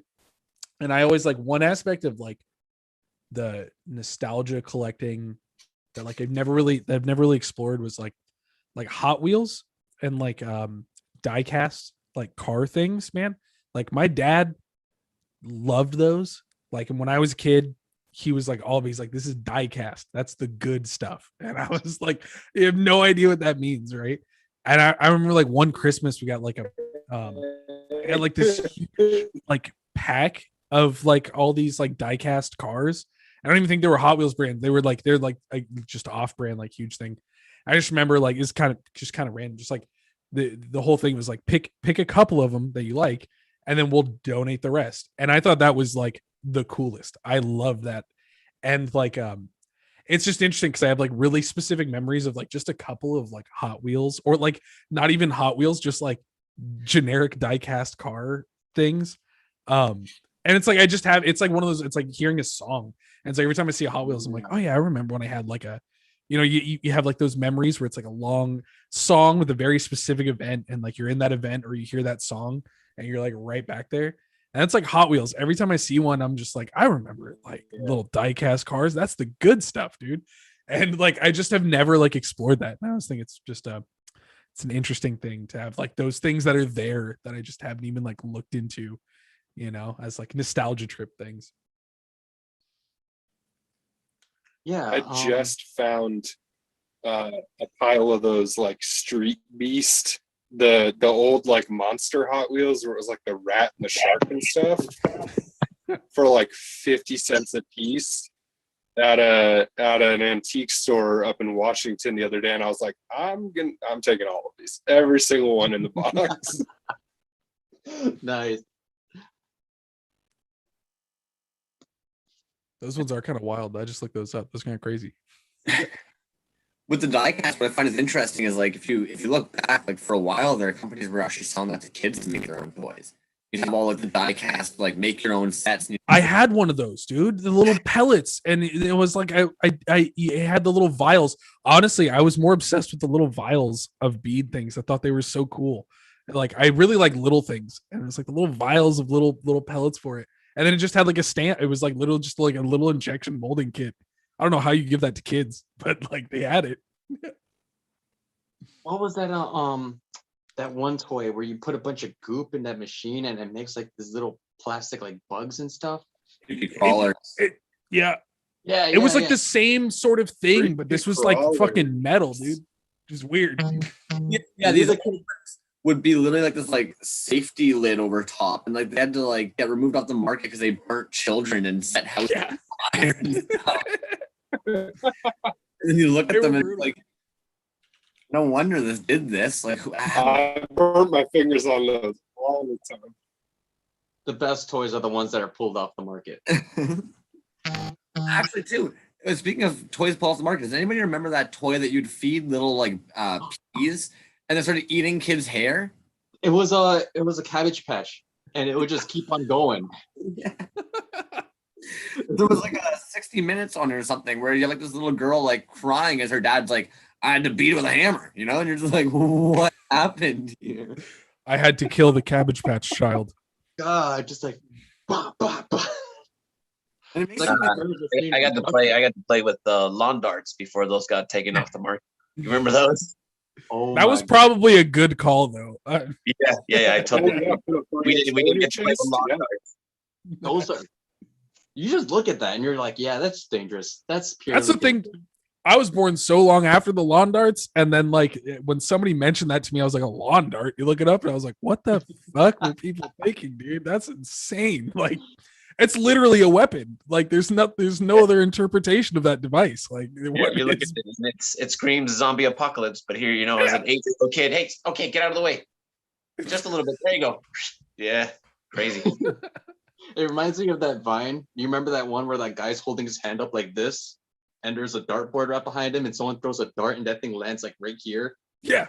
It's the same thing, except for it's like a foot long and like an inch wide. Just get bodied by a lawn dart. What a way to Yeah, go. dude. Good times. Good times. Good time. Wasn't there like this old Right in school the karate. like there's this old school ass like Nerf gun, but it wasn't by Nerf, obviously. And it was like a metal thing that shot like a plastic like ball, and that ball would actually like get set on fire and explode. Dude, I mean, you can make those. Nerf guns are actually Nerf guns are another one that I think are interesting because like I didn't really have any growing up, but like there was a period where I would like walk into a Target and be like, Thing on that? Yeah. well, it like you can like I would just walk into a Target and I was like, I realized one day I was like, Nerf guns are kind of cheap. Like a Nerf gun, if a full Nerf gun was like $15, and I was like, I can just buy a Nerf gun right now. And like so there was a while where we were like, me and my friends would just walk into Target and like buy a Nerf gun, like rack of things, and then come back, add it to the collection, and just like have Nerf gun fights. But like we got these ones, the Mega Dart ones, and like the Mega Dart ones, they're like maybe a 3/4 of an inch thick or so. They're maybe a full inch thick, like an inch thick and like 4 inches long, the actual dart. And those things actually fucking hurt, dude. They like leave welts. And I'm like, every time, like I was like, who gives this to a child? Like this is one of those ones where I think is like those should be probably someone's gonna take one to the eye and it's gonna be a problem. And like so far they still have them up. You can still buy them. So apparently nobody's complaining. But those are like, it's crazy to me. Like I was expecting those to go away and then maybe left with like a couple of these Mega Dart, like people like to do the custom Nerf guns. Like that's a whole thing. I know that Nerf gun modding is. And I was expecting those to be valuable at some point. Actually, after I used one, I was like, "Ooh, we're putting that in the closet. That one's going away for a bit. That thing's scary." It's funny the whole market for pulled items. There's like Yeah. it just happens overnight where it's like, oh yeah, we're taking these off the shelf, and then you see the price just skyrocket. Stuff's nuts. Good So deal. yeah, Crumbs. It goes back to the whole nostalgia thing. So I think the re-release, like you're seeing right now, the re-release of Masters of the Universe, Hasbro is releasing these Star Wars figures as the retro line or whatever. And I personally, those aren't geared to kids. They're geared to people our age who grew up with that stuff, who will fight another guy at Target at 8 a.m. on a Sunday because, hey, you've got two, let me have one of those, Yeah. But as discussed, you need two. Times like that, I wish I had lawn darts to kind of throw around, but It's not the kids that have money, it's the adults. But it's also turning into a weird thing where before it was always that the adults had it, but the commercials were geared that kids would approach the parents and be like, I need this. But now it's us. It's us running to the store going, I need this. And admittedly, like I'm sure like a lot of us, we see it on Instagram, we see it on TV. It was even funny for me the one day I had to laugh. I couldn't help it. I was killing myself laughing because a lot of times when I'm working, I'll have Cartoon Network playing. and all day during the day, you actually pick up on like some of the cool toys that kids have these days, and you're like, "God damn, some of that's intense." And then one day it was like 4 a.m, and I see this commercial where it's like this like crappy car that like the track is glows, and they were trying to be like, the track can slink as you're driving it. And I was just like, some dad is getting off work right now, and he thinks that this must be like the hot toy. Kids end up with this weird glow in the dark. This whack thing. It does happen. You know what's? I don't want to get into the classic head trip talk that I'm used to doing here, but like all that like the figures that people do like that sell really well now, where they're marketing it to adults, like that's the weird thing about like I think a lot of the Marvel stuff and things like that is like there's like a whole new consumer base of the Marvel franchise stuff. And all of like I don't really care for Marvel stuff. I'm not big into superheroes at all, right? But like there is a huge portion of people like in a huge portion of the market that it feeds on where it's like they're just selling like your nostalgia back to you at like in huge ways. And like the reissues, and like I actually love reissues, right? Like the only figures I actually own are like reissued like Thunderdome and Road Warrior figures and like reissue Predator figures and stuff like that, because like I love those are like my favorite movies, like those are just the best, right? And like I love the reissues because like I get to they sold me my own nostalgia right back to me, right? Like I was like, I love this, like I grew up watching Mad Max, and so I'm gonna, yes, this is great. And it to me it's a little weird. It's a little weird, and it feels like almost exploitative, but then at the same time, like I think we all like, especially here, like I think there's so many people who actually enjoy participating in that nostalgia, right? And that's what it is to like actually buy these and stuff like that. It's like it's a figure you probably already have a better one of, or a one that's more valuable or cooler to you, but it is still a figure that does the same thing. And by like participating in that event, by buying that, by being there early in the store to get it, like you've actually like participated again in that nostalgia, which is cool. I mean, it's cool and exploitative at the same time. And I think there's a strange dichotomy to that we all kind of live in. Yeah. There's one that comes to mind in particular that I have to kind of call it just Super 7. Because I think we've all seen where, and like, you see the Megatron that you had as a kid, and all of a sudden you see the Megatron you can get now. And that's kind of like a between Reaction and Super 7, where it's like, it's sick. I agree. It's sick that it's available now. And we can have that moment of like, oh, fuck, I remember that. I need that. But even the other day, I had that moment where you're looking at pork. Is it pork? The pig one. And immediately I look at the Super 7 one. And then I went online and you're looking at the old sculpt, and you're actually just like, damn, that old sculpt was fire. You're suddenly seeing how like the hands were holding the weapons, the guy was nice and fat and bulky, and suddenly you start looking at all the toys and you're like, yeah, you can't just like squinch it down, make it the colors, make it the form, and then convince me it's the same and I'm getting the same. Like, yeah, I think they're not even trying to convince you. I think they're just like they know that it's like the simple. It's intentionally simplified. Yeah, it's like Funko that way, where it's intentionally simplified and like sold back to you as like, you like this franchise and therefore you will buy it. And it's like, that can be neat. Like I bought the fucking They Live figure because like there's not other They Live figures. It's cool. And like if you're an adult, like a lot of these things are nominal, right, in terms of pricing. So it's like, it's kind of like, yeah, I'll pay $10 for that. Like, damn, that's really not a big deal. And like, then you get the nostalgia hit. You get all like the juice that you want out of it, like commodified and off the shelf. It's cool. Also, I think it just like completes for the puzzle. Like, of this reissue from the franchise. For me personally, most of the reissue toys I have are just the toys I didn't have as a kid, or that I always wanted as a kid. Like today, I found myself this Panther from Mattel, and is that the my flocked mom one? was like, "No, it's regular plastic." Oh, okay. I was at the mall with my mom like a couple of days ago, and she was asking me like, kids nowadays they know He-Man? And I was like, no. So why they sell He-Man toys? And I was like, they sell them for people like me.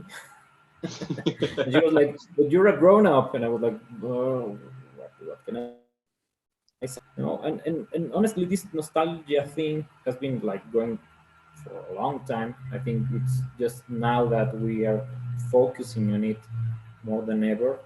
Like I have this, let me show you.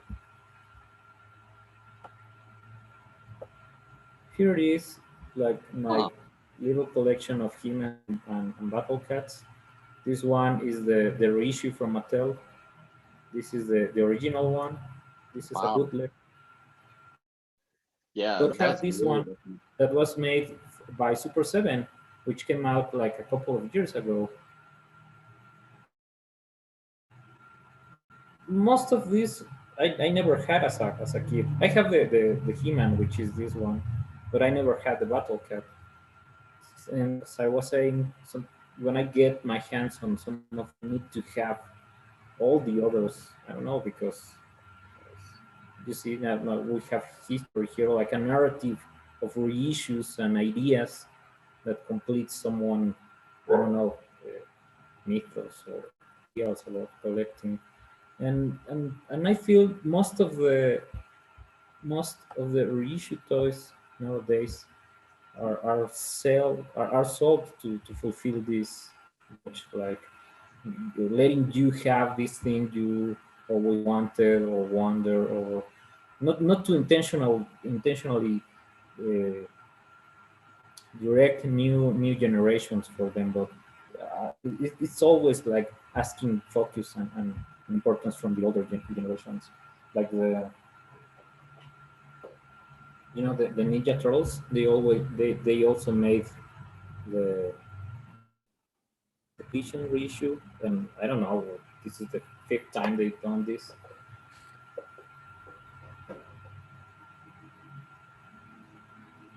At the end, I don't know. At the, I figured out that companies and brands just noticed that the people who actually buy the toys are the grown-ups, but now the grown-ups one who used to like toys back in the day when they were kids. Because I don't know nowadays, I don't know for the guys who actually have kids, but do kids toy with toys nowadays? Do they have actual toys? And I see this growing market of Marvel Legends figures, series figures, Mattel reissue figures, Kenner reissue figures, and they all go to these old franchises and nostalgia, but none of these ones are like going forward to kids, except for a little Fisher Price Motu figures I saw once, like a little toys, like baby toys. But I think that's just accidental. I think they're trying to fetch more kiddie like generations, but the growth of the people who actually buy the toys are grown-ups, are adults, are contemporary guys. I think we're going to see something interesting as well, actually, too, because as we're talking about nostalgia, hard not to think. There's a part we haven't really touched on yet. For me, actually, I had an older sibling. He always got the cool toys.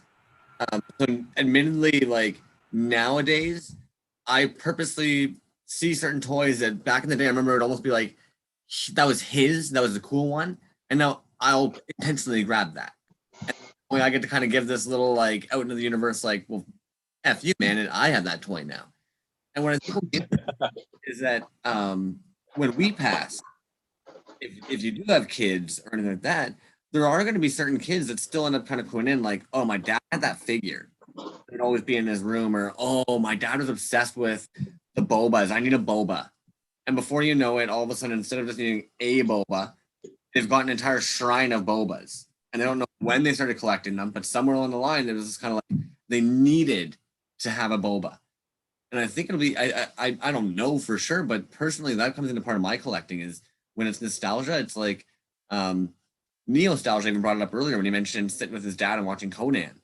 So for me, like I remember first time ever, I'd never heard of Swamp Thing, never seen it. We only had basic cable. And one morning you're up early and also you just hear Swamp Thing, and you're like, what is this? And I remember like writing to my dad being like, this new thing, Swamp Thing. And earlier I mentioned with the sculpts and the figures and the father, and it's like, yeah, so for me, obviously, my brother and my father, it's a weird nostalgia even that's linked to almost like impressing them. Oh, I've got that good toy. You said this was a good toy, and I've got this now. You know, and it almost becomes this weird, like fulfilling, even like sometimes it feels like a memory, sometimes it feels like a I don't know. And it'll be interesting to see how maybe that comes in to play. Certain toys that we almost don't think anybody has a value for it gains a new appreciation. You know, I've been thinking for a couple of days about this thing of nostalgia. Oh, let me try to explain this. Like Energy was saying about this toy trains and little diecast cars. I actually have a couple of trains, but they are not mine. I get it from my later dad, and I used to cherish these toy trains like it was something unique. And he always tried and dream on having this huge set of trains and stuff. No? I remember it because what Cody said. And I've been wondering about this for a couple of days, that this thing that we call nostalgia, I think it's more like some cultural imaginary or cultural remembrance, because all the things we collect or like had a huge impact into culture, you know, based on movies and cartoons and toys. So different things or from the things that impacted my dad cultural imaginary, like the toy trends, you know, because back in the day, you don't have this huge media or bomb media about with movies about trains or being a train guy or doing cars, and you know it's very late in the cultural history that we start to have this whole media thing with the phrases and the cartoons and the toy lines that goes along with each one of those. So I'm still wonder if this nostalgia is more like uh, a romantic way of, of, of remembering culture.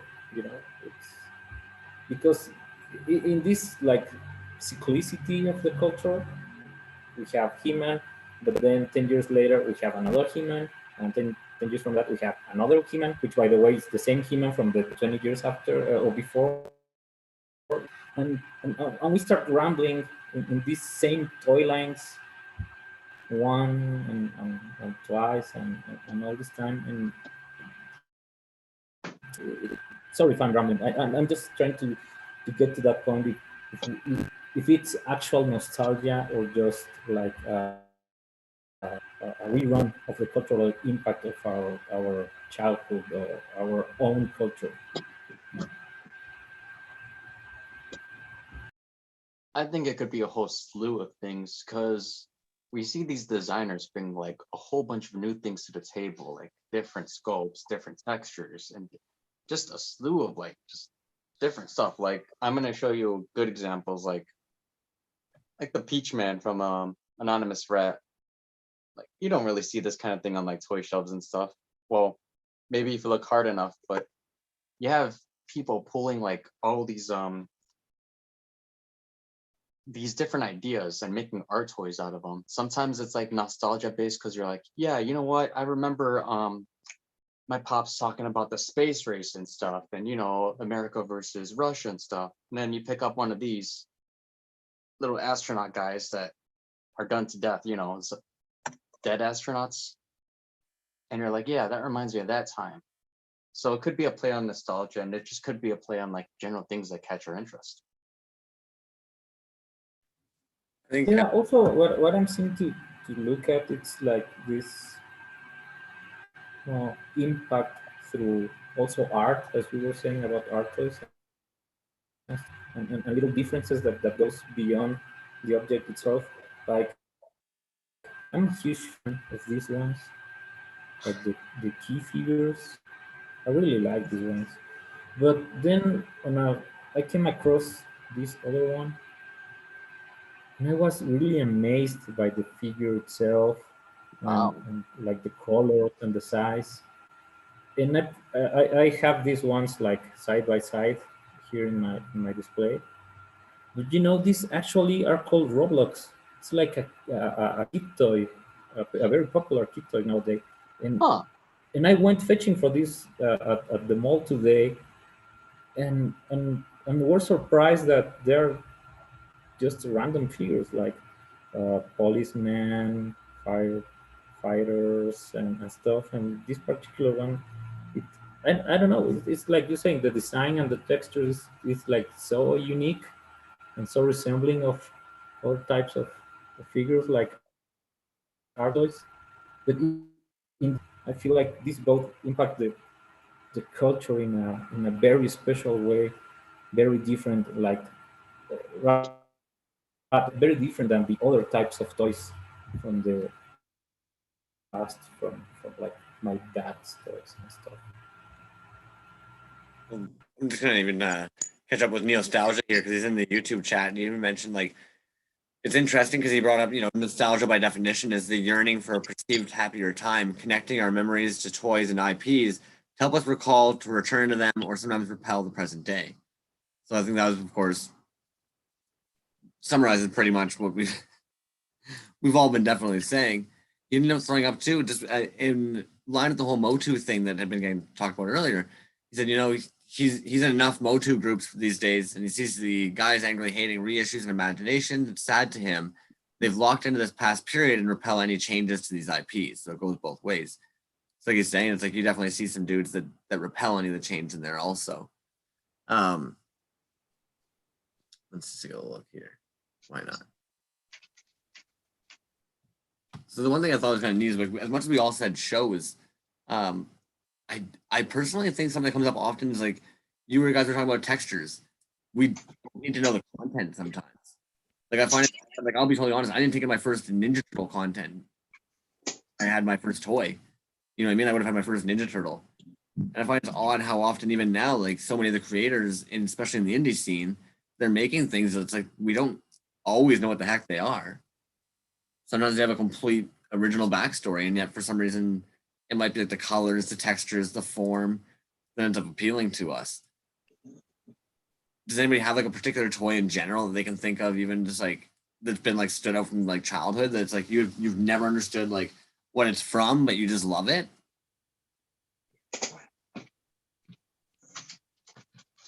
Not so much. Because I'll be honest, this dude, I was probably like 20 before I understood what this dude was.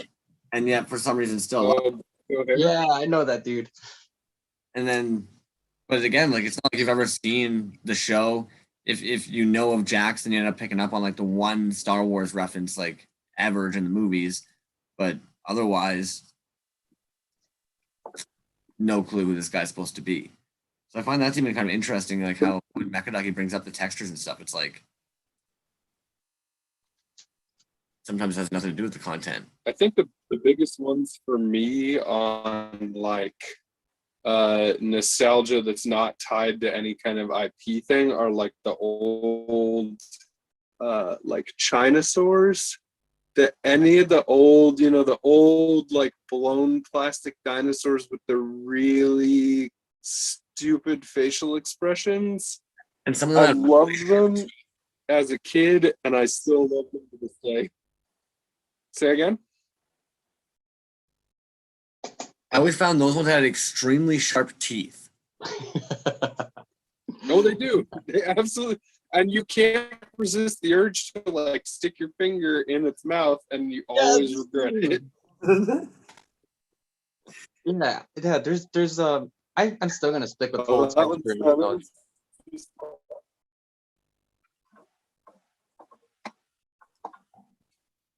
Sorry, Mechadaki, you were saying, man? Oh, I thought he was gonna say something.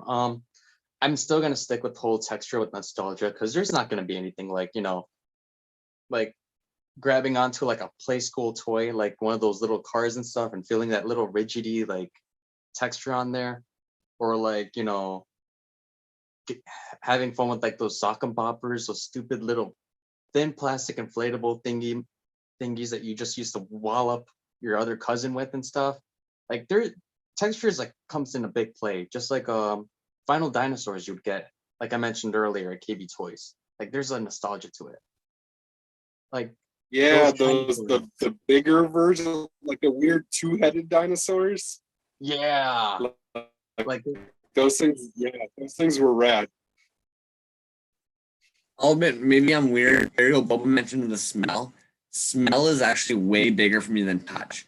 Oh, once it's out of the package and I've got it, yeah, I want to touch it. I want to feel the way the joints work. I want to like get a sense for how this toy is. But there is something really, really weirdly magical about pulling out a fresh toy, and just like the packaging has that sealed air right from the factory. It's like eating a chip off the assembly line. That's the best way I can put it. yeah, I'm getting high off the fumes. You remember how good Magic the Gathering cards used to smell when you open them up, and now they just have that weird chemical smell to them? But like 90s Magic the Gathering cards were like you open that package and that smell was the best thing in the world. Man, it was probably one of like the most fun weeks I've had ever, where I basically reached out to a bunch of the dudes in the community and asked for all their commons and uncommons. And then I sat there just organizing them all by color and rarity, and like seeing all the old game text, all the old like mechanics. And then like the biggest one is you pop open, like it's just something crazy where you grab somebody else's like a card box and you pop it open and it'll have like, oh, Gary, and it'll have like a card name from like 10 years ago that he's doing a trade with or something like that. And like you just get this whiff as you just see like the generations where it'll be like slightly brown on the edge of the cards, like this like yellow hues, some white, and like you're just looking across the whole thing, seeing like even that, like we've talked about, that's it's weird to think of like Pokemon, Yu-Gi-Oh, Magic cards, dice, dominoes as being a toy, but like they added that imagination. In some ways, they're more of a toy than our toys are, in that you actually play with them. Yeah, And the play is their primary purpose. I absolutely agree. And what's weird, That's a philosophical question that'll implode your head trying to figure out it. What's the difference between a toy and a game? well, Downer Energy, when we were on the live, that I never really thought about, where he actually considers that like a toy doesn't have to be a physical thing. The idea of like going into a computer and programming can be a form of play, and therefore like that program is a toy. And it's like my brain hadn't really ever thought of a toy not being something I could physically manipulate in some way. And I don't even know where that comes from, to be honest with you. Like if you consider like the whole nostalgia, commercials and all that, like consider how heavily they almost set our expectation of what a toy should do. It punches, it, can launch a thing, it karate chop action, accessories. It was just like all these different things. And you'd almost grow to hate a figure if you couldn't pose it. The Motu line's probably like the number one line to do that. Those guys went out of control. Sniffy Skunks. Well, these other two figures, like the big ones that have the original chop or something like that, and beard, and you can like, it's like a walkie-talkie. I don't remember. Oh, I remember the Bionic Man toy that has like a hollow eye to see like the bionic side or something.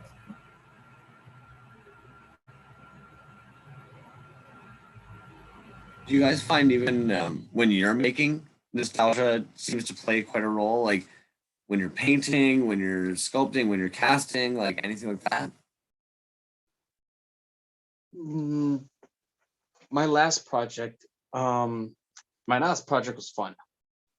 because I remember I was just binge watching, like it's not nostalgia based, but I was like binge watching like videos of old rusted cars, and I got to a point where I was watching like series of videos of just people doing taxidermy of bones and making like the insects just eat off the flesh and just cleaning the bones. In regards to nostalgia and stuff, I would think like my experiences just hanging around like old objects like rusted bridges and stuff really brings that out. Because where that all came to play was with this fella right here. He's like a little bone knight, and his armor's all chipped and rusted and all that stuff.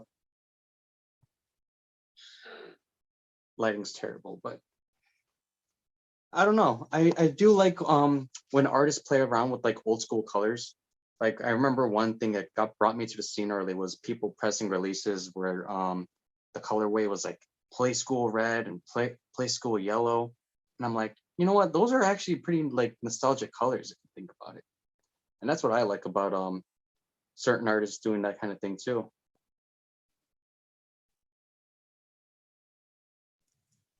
Anyone else? Well, for me, rather than nostalgia, I don't know. It's every time I have this idea for a figure, I have to dive in this like pop culture repository of ideas and like reread in my mind all the cartoons and all the films and all the things I see and saw to, to to completely crystallize the idea. Sometimes it's very simple, sometimes it just pops in, but every time it, these things reminds me of the things I like the Lucky Cat I made. I love pizza and I love pizza cats and I love Japanese culture. So seeing this reminds me of all that constantly rather than not just in a nostalgic way, but like in an actual way of thinking of all the things I've seen around. And that happens to me a lot with most of the figures. That just it's like a constant reminder of the things you like and love. I've been thinking a lot on what Cody says. Well, if he was talking to you, Crumbs, about this juxtaposition of ideas inherited in a toy, and these juxtapositions of all times and remembrances and, and likeness of culture and nostalgia and childhood. It's what drives me nuts. I always try to compare all those things into objects or into figures or into my everyday, you know.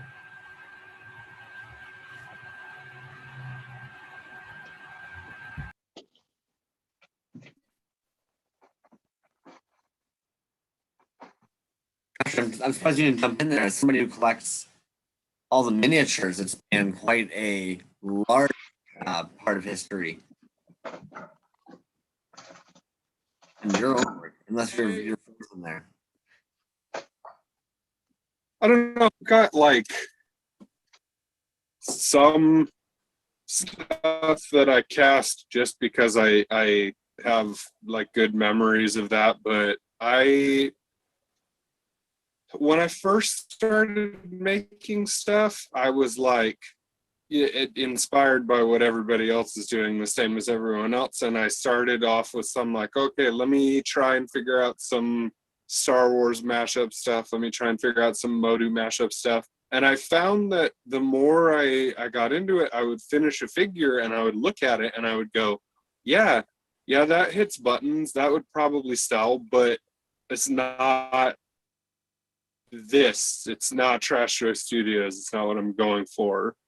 So I think I aim in the stuff I'm making to, you know, when I'm firing on all cylinders, make stuff that's a little more like unexpected, a little abstract maybe, stuff that doesn't so much hit a nostalgia button as it hits a like a brand new what the hell is that button.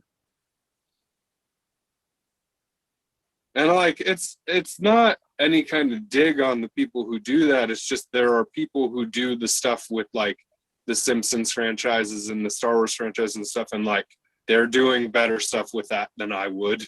They have the articulation and the good paint jobs and the stuff that I'm not good at doing. So I'm gonna like try and do different stuff. I think that's the best. I mean, everybody doing different stuff means there's always different stuff.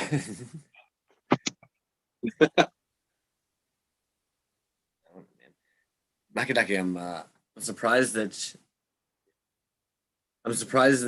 you didn't have more with that, because you're quite the collector as well, man. Oh, I don't know. Like, it's Like, what would you say is your favorite line to collect, if you don't mind my rudely line of old school toys or like designer toys. anything.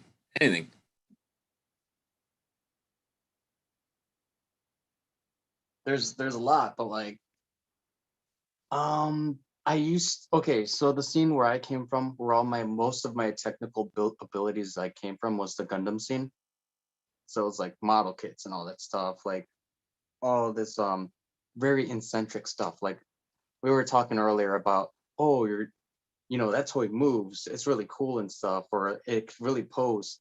And like I'm thinking like some people eventually cop onto Gundam because it's like, oh, the panels flip up, you could see all the little missiles in there and all this and that. And eventually I got into painting, and I'm like, you know what? That diorama that person did with that snow effect looks so damn good. I want to do some of that. And I was like, I want to do that, but I don't want to spend $50 on the model kit, build a model kit from scratch, and then get to painting. So I'm gonna find pre-made figures, and that's how I got into the vinyl scene. And then I accidentally became a fucking collector. So I just like stuff that reminds me of stuff I like. Like one of my big draws to my favorites was Science Patrol, and it's this dude right here, this little cicada. Because I mean, anyone who's familiar with like a U.S. summer knows about these fellas. And then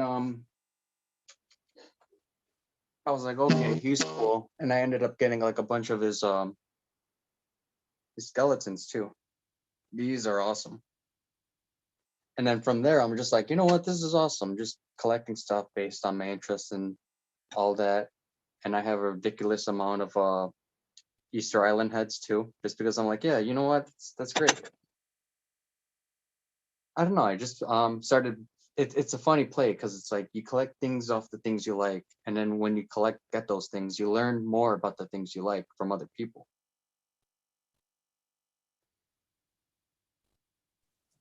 That's a really good way of putting that. I wouldn't have thought about that. But even as you said that, the one day I was sitting there talking to Titty Bean, and he was like, "Well, Crumbs, like clearly you like magenta and blue," and I was kind of like, "Yeah, I'm pretty guilty for that." And he's like, "Well, the wall behind you is magenta and blue." And all of a sudden, it dawned on you, like as you look at the screen, you're like, "Oh shoot!" Like, you don't really think about it as you're grabbing your pieces, but like all of a sudden you realize you're like, I guess I do kind of have like a palette that naturally attracts or whatever. And Yeah. Like that's the funny thing. It's like if you go from a psychological perspective, you could really like analyze a person by their collection and stuff if you dig deep enough. Like here, let me see. I think it was Epoxy Crusader who had the Motu figures, or who Yeah. was it we that had all three of the Motu figures that were. That was epoxy. yeah, like you could tell like he really savored that nostalgia and stuff, and you're like, yeah, this person's collection is really based on these properties that really made the like life of his childhood and stuff. And then you go to someone like I'm trying to think of a good friend. Let's go to Slugger Toys. Slugger Toys likes these goopy monsters, these like these little toxic looking fellas. Like that's his like bread and butter right there. He's all about goopy texture, and you're like, all right, this guy likes the nitty gritty, and he's a pretty fun guy. And there's just something to it. Like, you could see someone's favorite color, their favorite objects, what about this appeals to people. Like, I'm not gonna be like, I don't want to be mean about it, but you could tell someone's kind of like gaudy if most of their collections like these $500 plus figures and only that, and they just collect those just to complete a line. You're like, yeah, there's a little superficialness to it. But I feel you on that, where it's just like, just to lord over the fact that you can afford those, like the old Bullmark Godzilla Sofubis and the stuff that gets to like $300-400. It's like, yeah, I mean, they're cool pieces, but like, mix some dollar stuff in there. If you're just doing it as a prestige money thing, it's not, I don't know, not a big fan of it either, I guess is what I'm getting at. yeah, I'm not trying to harp on it and say that it's a bad thing, but like, to each their own. But it really does put into perspective the kind of person that collects that stuff. If all they're doing is buying cause because it's cause, and buying like the 1,000 bear bricks because it's a bear brick, it's like, you don't really see much. But then you see some stuff like you see Crumbs collection, and you're like, damn, okay, this guy got some personality. It's funny you guys are talking about the That's like the biggest insult you could level at me, is like saying my collection doesn't have personality. Like, that'd be a heart stabber right there. Well, here's the thing though. It's like, when people go out to collect stuff, are they collecting the stuff that gets the big headlines, or are they collecting stuff because they're like, hey, you know what? I really like that because it looks like this and so and so. Like I said, I don't mean to insult. If someone wants to make their place look nice and buy themselves a course, mind you, I do like a few course pieces and stuff. Well, go damn ahead. No one's stopping you. That's just saying you're paying attention to your aesthetic. Like there's differences in collections. Like someone could buy like, maybe that person who does buy the expensive Godzillas, like, yeah, I'm buying all these because I couldn't as a child. I wanted the big one. Now I'm gonna have all the big ones, and no one's stopping me. Yeah, no, absolutely. As long as you're buying it for joy's sake. I think that's the biggest thing is buying it for joy's sake. And I would actually even say too, like the more people I talk to, one of the biggest things we all want in a toy is some soul. Yeah. You can ask everybody what the heck that means, and nobody can really peg it because you know when you know. That's what's kind of weird about it as well, is it's like it's that comic of like the frog face guy where it's just like 3 panels of him looking at something, and the last panel is just him going, yeah. That's how you know. When you hold a thing in your hand, you go, yeah. Yeah, you actually make a lot of fun people that way. Like talking to the artists who actually make like toys that you like. I think I don't think I got into this discussion with you guys, but there's this lovely pair of friends that are in Taiwan that make like an otter and a moai statue, and it is this guy. And I love the comics they make of this dude. Because like in his comics, he's always having like a bad day or something bad happened to him. And I would actually say comic book toys are kind of rare. There's a graphic novel called Jimmy Corrigan, the greatest man on planet Earth, I believe. But it's basically like he's not the greatest person on Earth. He's like some 40-year-old guy who's never had a girlfriend, has never met his father, works a dead-end job, and it's just like sad and super heavy. But somebody for some reason ended up making a vinyl toy for him. And so the moment you see this like bald 40-year-old man with a sweater vest, you're just like, oh, no way. Or I've got to go there. This is one of the strangest pieces. Jimmy, Neil Ewing, the soft vinyl couch. This in so many ways. Yes, I want one of those. That's so great. I love that too. Yeah. Okay. Because I even had to say to him, I'm like, like we all know the process of getting a vinyl is a pain in the butt. And so at the end of the day, like nobody just makes a couch into vinyl for a joke. And right, kind of like, okay, like you don't go through that process to get a couch made into vinyl just as a joke. There's more here. And then like I'm not gonna lie, I love plays on words. And so for me, like the fact that it's actually soft vinyl and it's a couch, that's just friggin' hilarious to me. It's like, oh, it's soft vinyl, you know? Ooh, it's a soft vinyl couch. And then I don't know, man, like let's face it, like we've all had some pretty dope evenings. Like, I don't know about you guys, but like for me, like I look at this couch and I instantly think about like my first apartment, like how many nights you'd spend just like drinking beers with the homies, listening to tunes, shooting the shit till it's like 4 a.m, like all those times. And then you almost want to like hear the couch's story.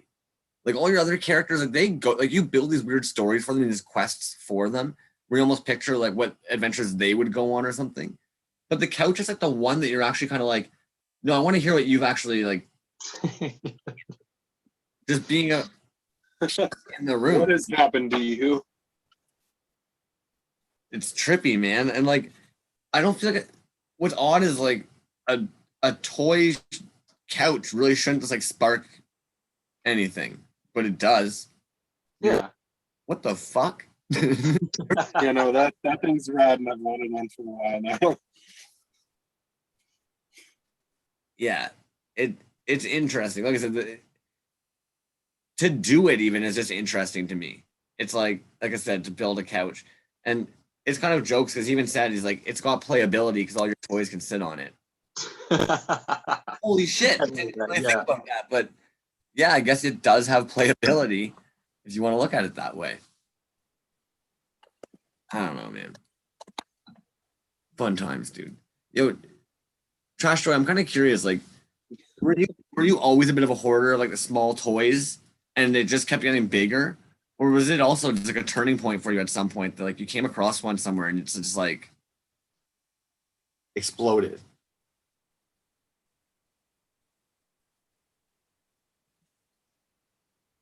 I had a huge pile of Z-Bots, a decent pile of muscles, a huge pile of monster in my pockets. And hold on, I'm frozen here. Did I keep coming through? You're coming through. How glitchy was that? I heard they had a pile of muscle figures, Z-Bots, Monster in the pockets. pockets. Okay, cool. So I'm not actually. You guys were freezing, but I guess it wasn't making me crap out. But I didn't have any of them. Like at some point in my childhood, I lost them all. And then rebuilt from scratch, basically. Because I think what I find kind of just odd is like most of. So I'm trying to think of. I think.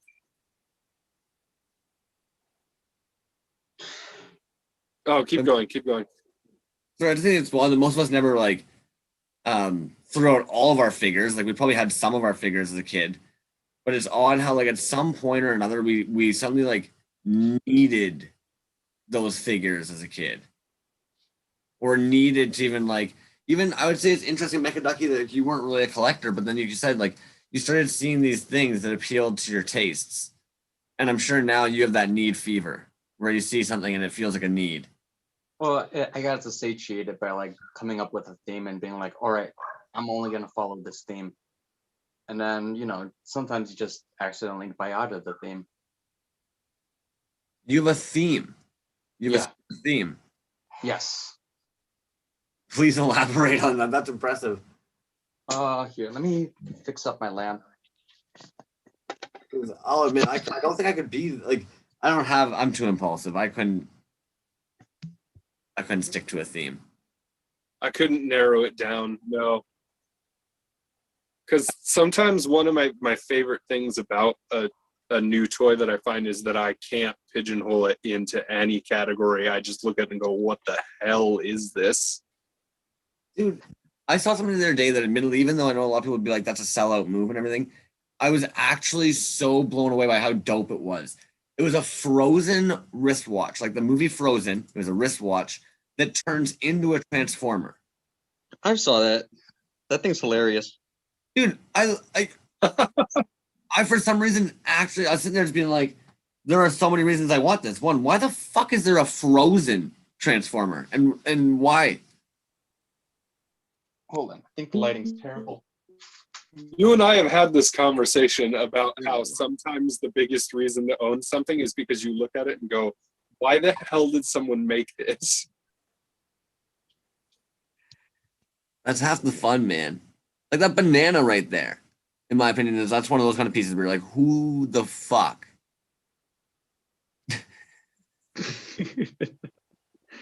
The top shelf right here is just all radiation theme. It's weird how it sometimes just accidentally Oh, happens. that's a good theme. When I was talking to Rainbow Yawn, he was like admitting that he didn't realize how many egg pieces he had until he went to organize his shelf and went to put them all together and realized he apparently has an egg thing. And you're just like, what a bizarre theme. Eggs. Well, here's an interesting thing though, because if you go into the minis that are really, really expensive, Bad Eggs Bunch is one of the ones. Those things are like 50, 60 bucks a figure. So you have to wonder if there's just something primal in the human psyche that just likes the shape of an egg. Like this dude, the mostly monstrous hatchling is probably my favorite sculpt of anything recently. Go. Like, Oh, you just you this got like little four of those. eggy. Yeah, I think I have 3. I wound up getting 3 different colors because I really like doing like triptychs in my stuff and like putting 3 of somebody together.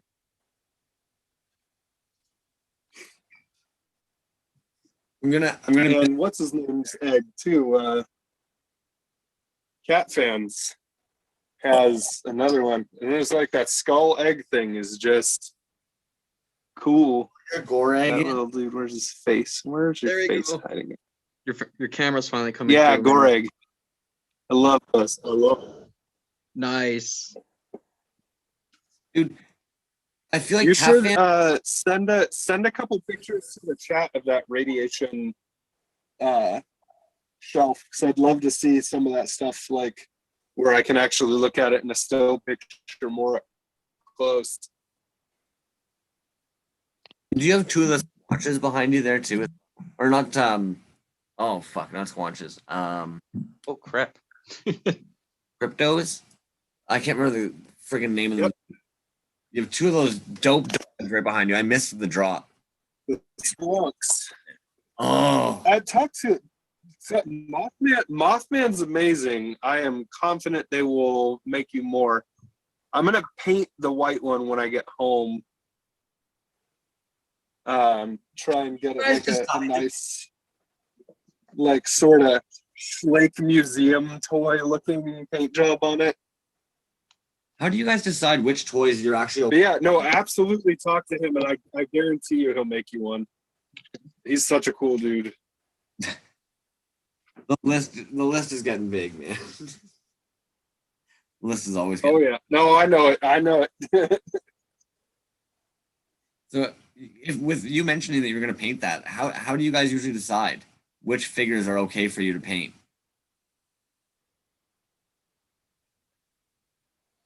I get a figure specifically. Sometimes I'll look at it and I'll go, nope, that solid is where it needs to be. That's it. Sometimes I'll order one to paint. Like that's why I got 2 there. Macaducky, are you kind of the same way, man? Oh, I was trying to figure out how to put a picture on the chat. Oh fuck.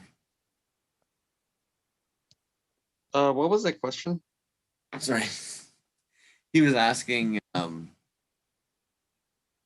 I was asking. Sorry. Oh, and you're gone now. I had been. Oh, I'm still here. Sorry. I've been asking if how do you decide when you're going Crumbs has entered 3rd person mode. how do you So let's plan see what- How do you decide which figures are okay for you to paint? That's funny. That's a good question. I usually, if I know I'm gonna paint it, I like buy 2 of them. That's the way I do it. I mean, it's not for everyone because they can only I don't know everyone's budget.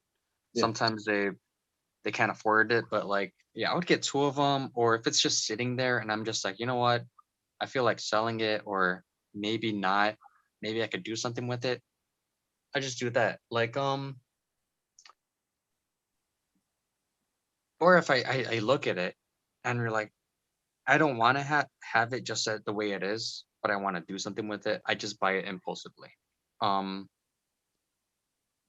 there's a whole slew of different things that go into I want to paint this, and one of them for me is hitting the right theme when you paint it. I had to redo this one right here. Get this whole lighting system. Well, what do you mean by theme? Sorry, like you're really big on actually picking an actual paint up theme. Yeah.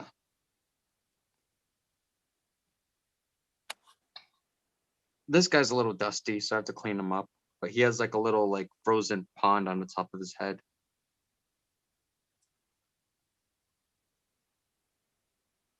Ha, nice. And then let me get since I have the light out. Oh crap.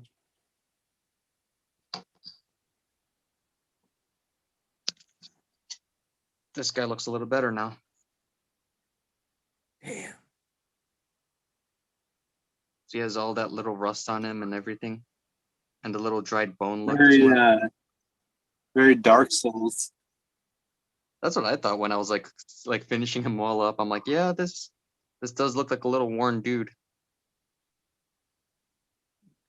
If you don't mind my asking, what's the little tree? Is that an actual little stick? Oh, it's an actual little tree. I don't think I painted it very well. It needed a little bit more shrub to it.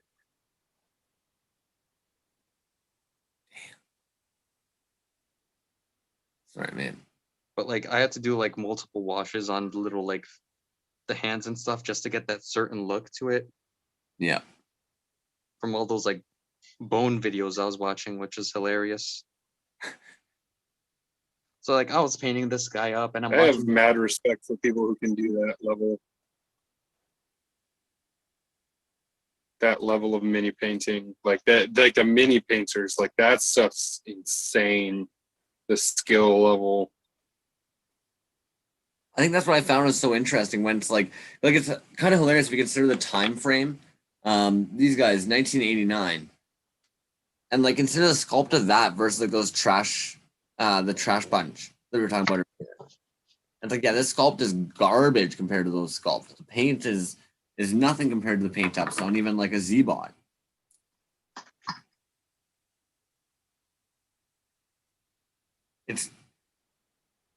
Yeah, I don't know, man. It's insane to me how, again, a lot of the stuff we had, it didn't really matter. Even I didn't have Dragon Ball Z growing up, but for some reason you end up falling in love with Dragon Ball Z characters. They look dope. Somebody mentioned earlier, the playground. You see what kids have on the playground, and you end up grabbing. That's true.